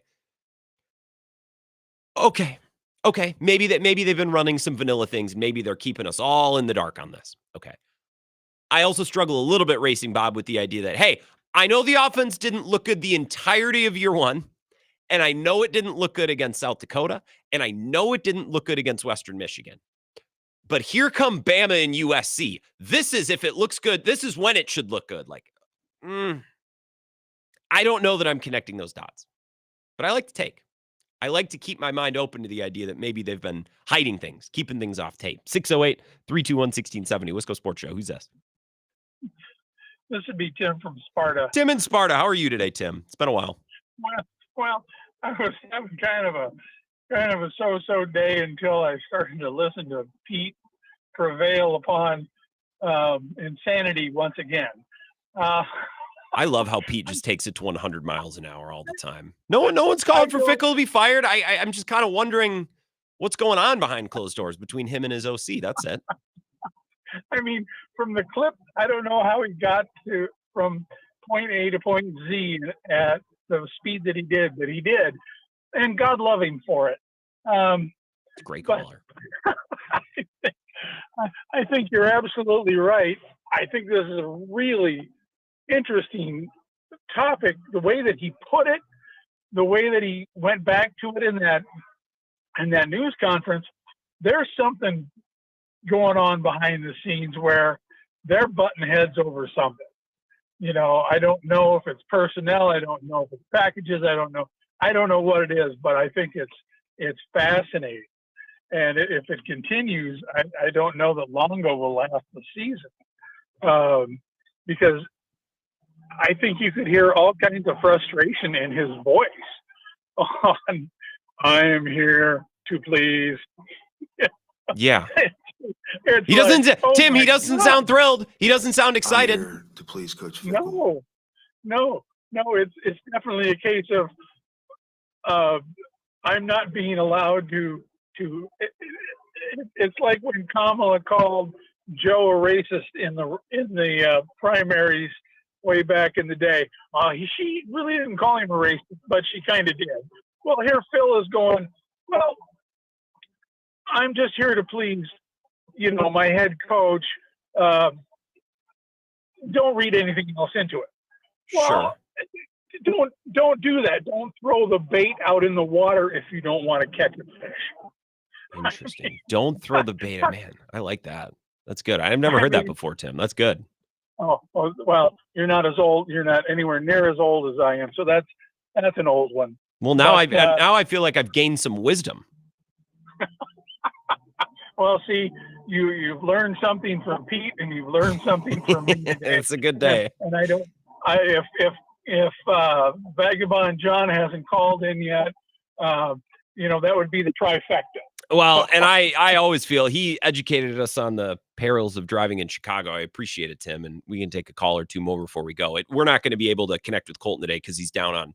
They're still waiting for players, so he's at the facility. He's talking with people. So maybe later this week. We got Jesse tomorrow, so I was Colten tonight to come on and discuss this Phil Longo thing with us. But that's a good call, Tim. No, I appreciate it. We got two more callers on hold. I can get to you both, and then we'll take our break. 608-321-1670. Wisco Sports Show. Who's this?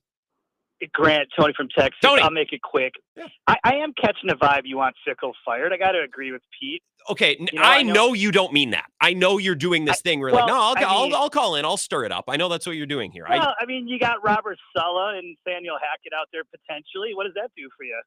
Does that get you excited? Wait, what? To bring into Wisconsin? No, I am joking about that, obviously. Yeah, Pete, you're nuts. Hey, no, if you actually wanted to bring in a coach, though, I'll give you a name because Pete was saying no one knows the name. Okay, Matt Janis. I don't want Janis, Fickell fired. head coach UW Lacrosse. Bring him in.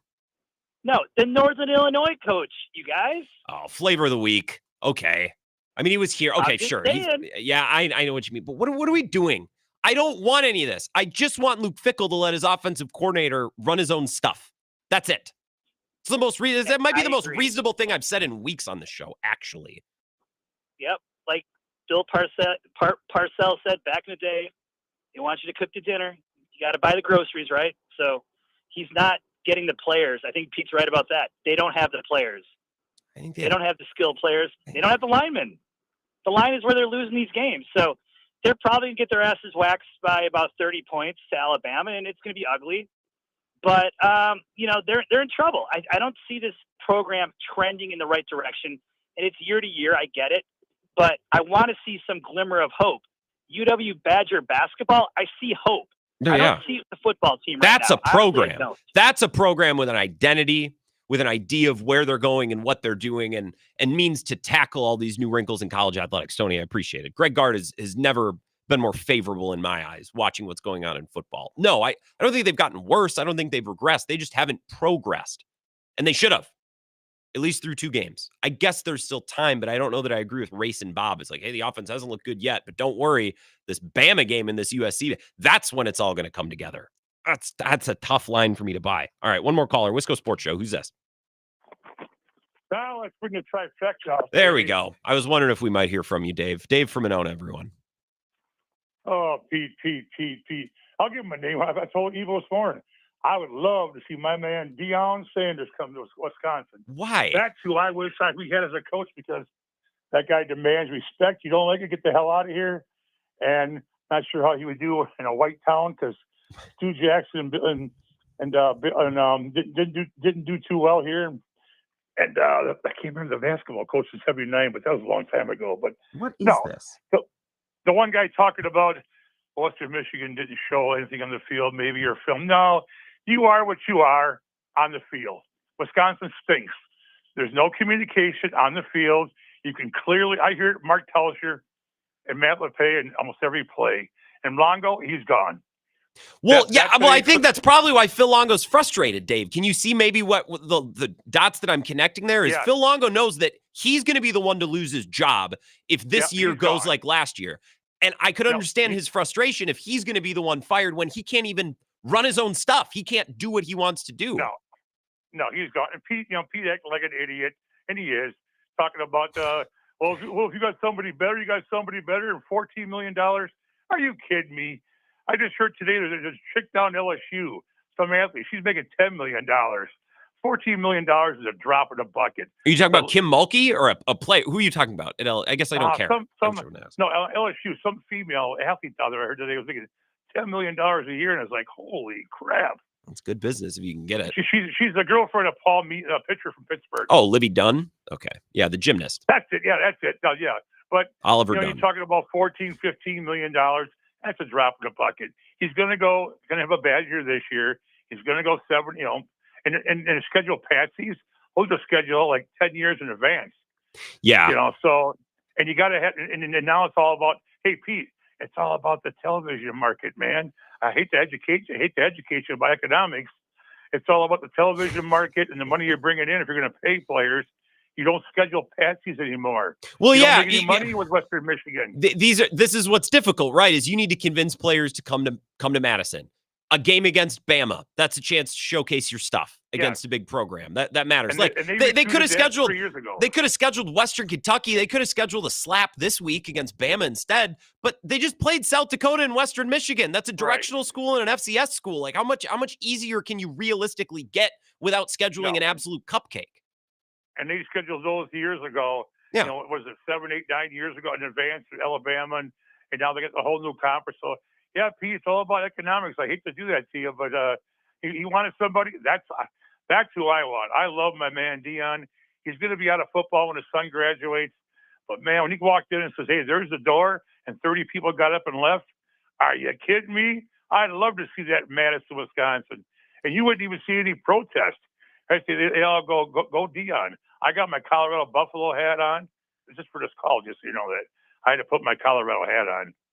This has been, but as far as Luke, I've never liked him because 2 reasons. One, he doesn't interact with nobody. You see these guys out in the community interact with the fans? No call-in show. They don't take callers. They don't interact with the fans, and you wonder why there's issues in Madison between the football program being alienated. Are you kidding me? And he's making having excuses. It's only game 2. What's going to happen? When, hopefully, I pray to get beat 71-0, but it won't.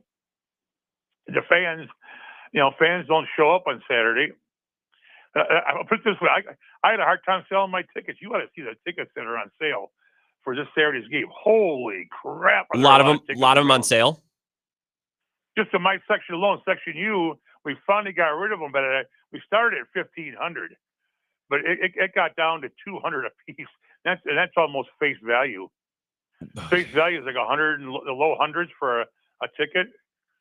And people thought it would make some money because nobody wants to go after the last 2 weeks. Well, right. And that's the problem. And Dave, I appreciate it. I mean, I could listen to you ramble. I'm just entertained by you at this point in the show. You know that I have a soft spot for listening to you ramble. I mean, I can't really argue, except for the Dion stuff, which is wild.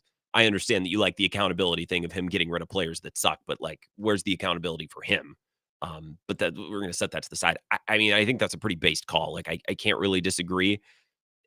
I mean, the call-in show, whatever, all that stuff aside, just about the Bama game strictly, and Bill brought this up earlier today. He's like, man, shouldn't people be in the stadium? Shouldn't that student section be full? Shouldn't people be ready to try to power this team, cheer this team to a win? Look, if the Badgers would have beaten Western Michigan by 30 and South Dakota by 30, probably would be. Yeah. I think the excitement would be a lot. I think the excitement would be there. And I think people would be going to this game and they'd have this game circled as, man, this could be the game. This could be the weekend where we get the big one. And I just think after the last 2 weeks, this is the most damning thing, is the last 2 games have convinced such a large portion of the Badger fan base that nothing's changed from last year to this year. Nothing's changed. We watched the product last year. It wasn't any good. I'm good. If you're the same team that you were last year, I'm going to check out. I'll sell my tickets. Maybe I'll go to a game just to do the tailgate thing and see the jump around. But no, it's the same as last year. That's what the first 2 games have communicated to fans. And fans are responding as I think a reasonable and rational fan would. It's like, no, we bought in last year and it kind of sucked. If you haven't made any improvements this year, I don't really know why we should get excited. And I can't argue with a fan if they feel that way. Let's take a break. More of your thoughts on this next. It's the Wisco Sports Show. This is the Wisco Sports Show with Grant Bills on the Wisconsin Sports Zone Radio Network.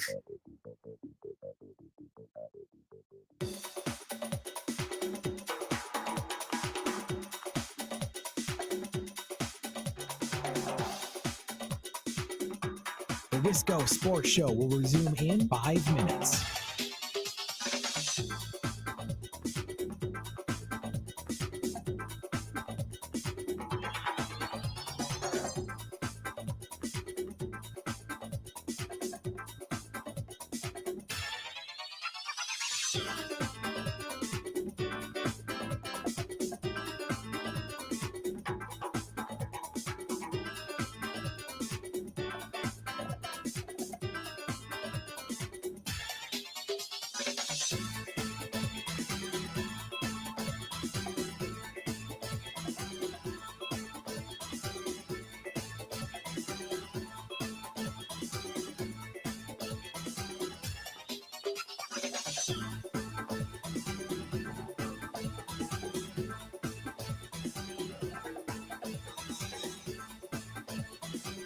The Wisco Sports Show will resume in 4 minutes.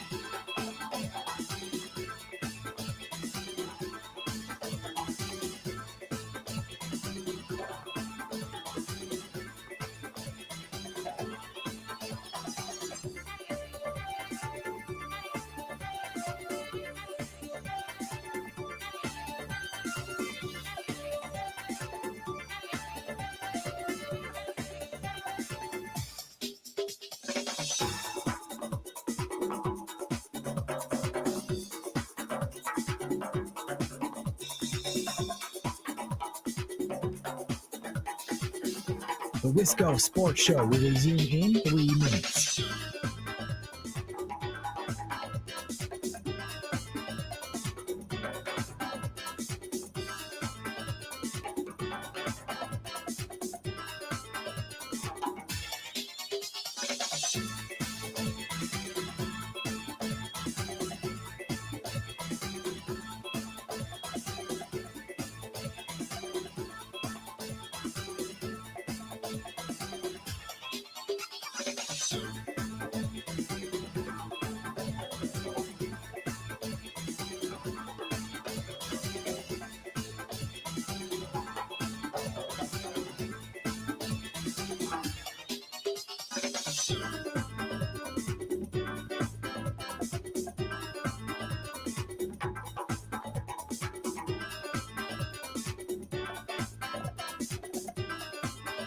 The Wisco Sports Show will resume in 2 minutes.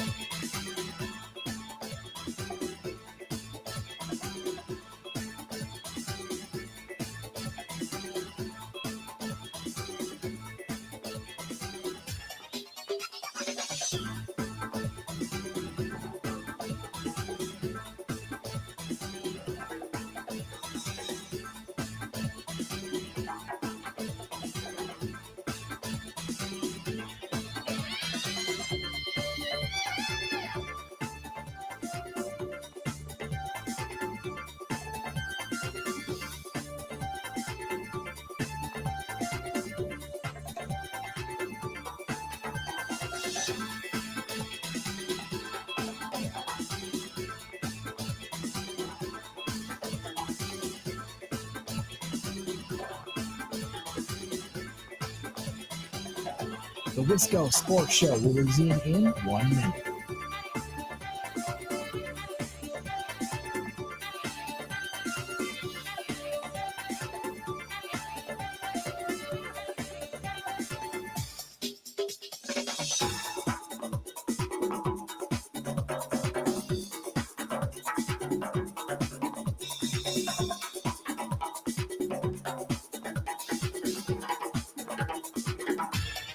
The Wisco Sports Show will resume in 30 seconds.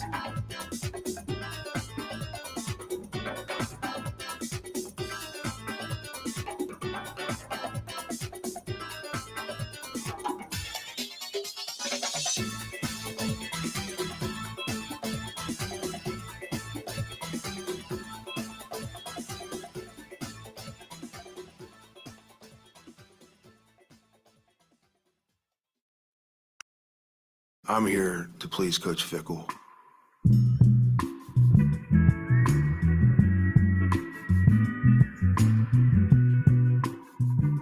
I'm here to please Coach Fickell. I'm here to please Coach Fickell. It's just a weird thing to say. It's just an odd thing to include in a conversation, in an answer about your offense. I don't want Luke Fickell fired. I don't know where Pete... It's kind of hilarious that that's the direction Pete took it. I love Pete. I love when Pete and Dave call in succession and they go back and forth. I always enjoy that. I always get a good kick out of that. I don't want Luke Fickell fired. I would just personally love to see him run the offense that I believe he wants to run. And if this season goes the way that last season went, and they win 7 games, and they never really look all that inspiring, and they don't really appear to have taken strides or made strides, offensively or defensively, Phil Longo's the one that's going to lose his job. And I think he knows that. I think he'd be dumb not to know that. I don't think he's dumb. And I feel like Phil Longo wants to at least go down doing it the way that he wants to do it if he's going to be the fall guy, and he's going to be the fall guy. Here's a text. Tim in Madison. It says, program had started to slip under Kristen. There was a lack of talent when Fickell took over. I think somewhat exaggerated lack of talent, but okay, sure. A successful program needs players that are in your system 3 to 4 years. That's your foundation.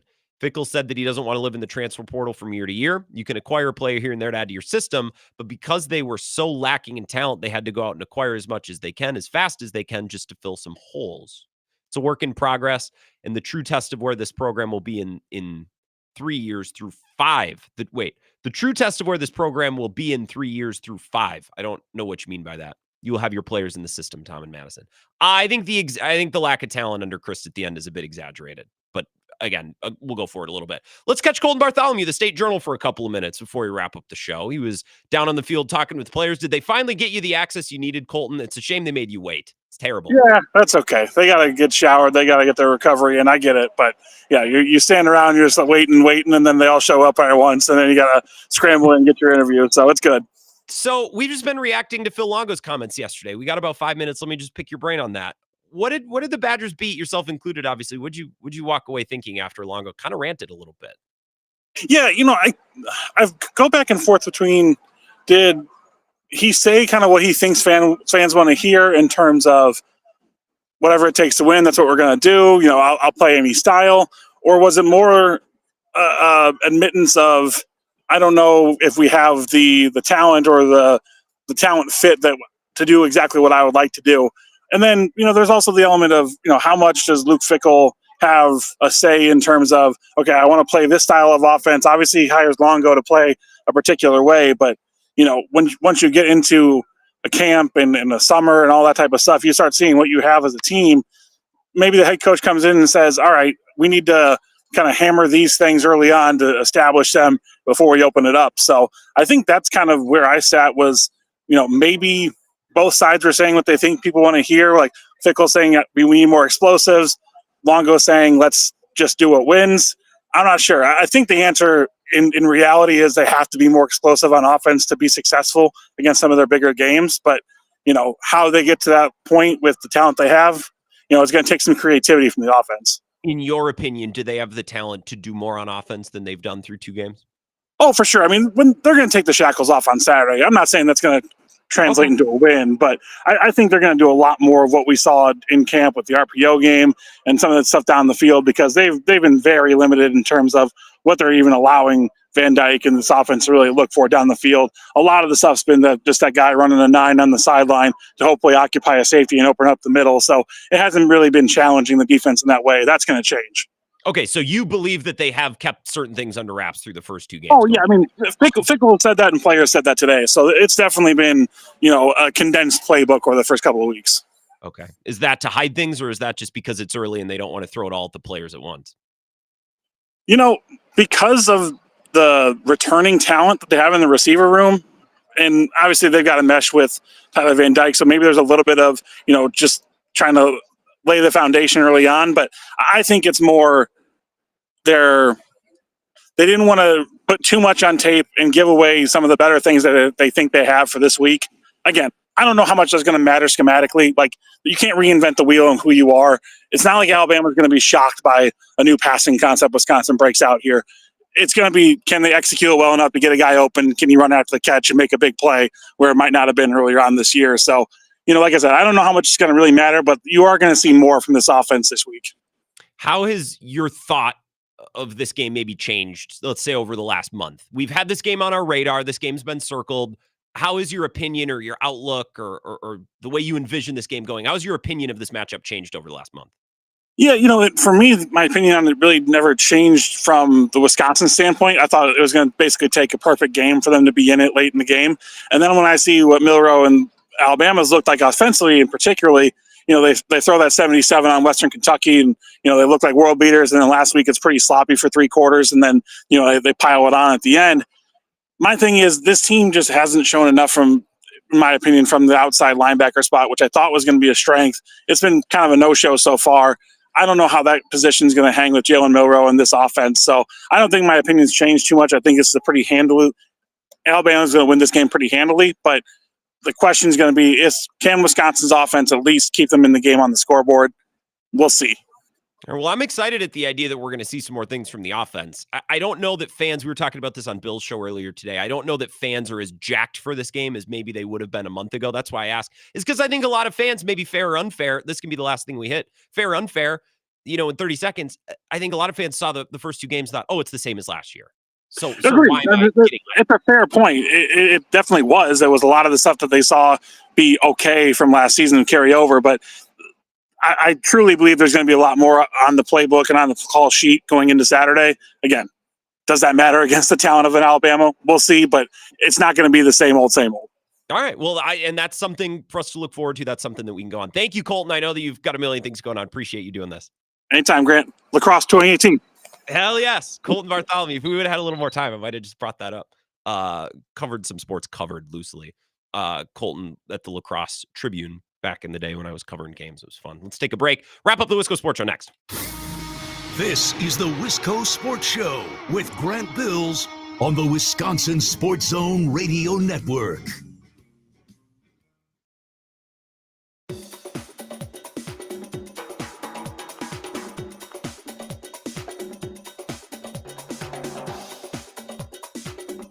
The Wisco Sports Show will resume in 3 minutes.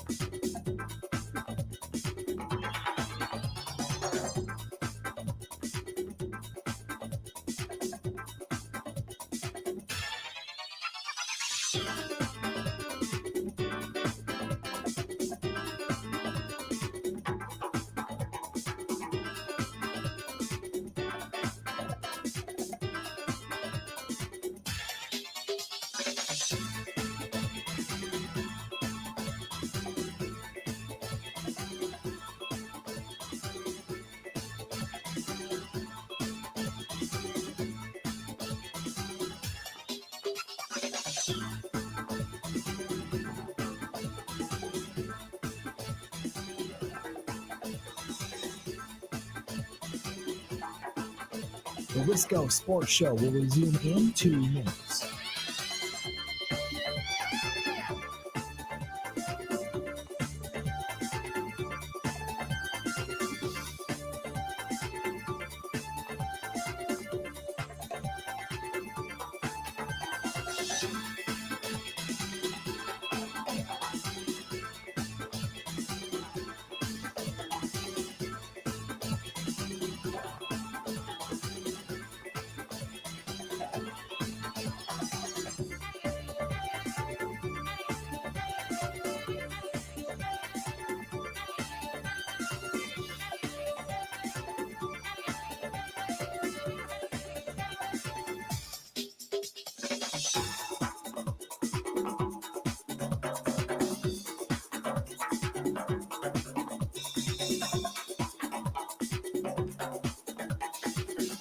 The Wisco Sports Show will resume in 1 minute.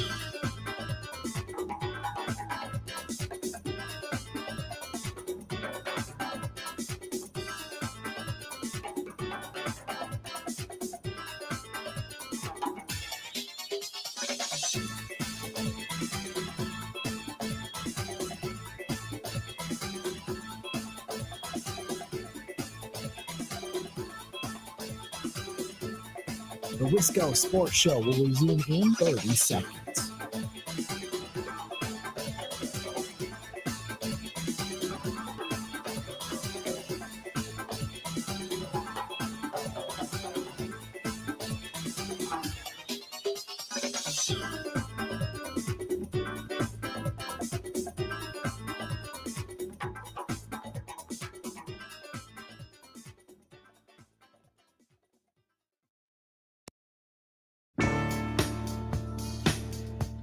Final segment, gotta say hi and bye.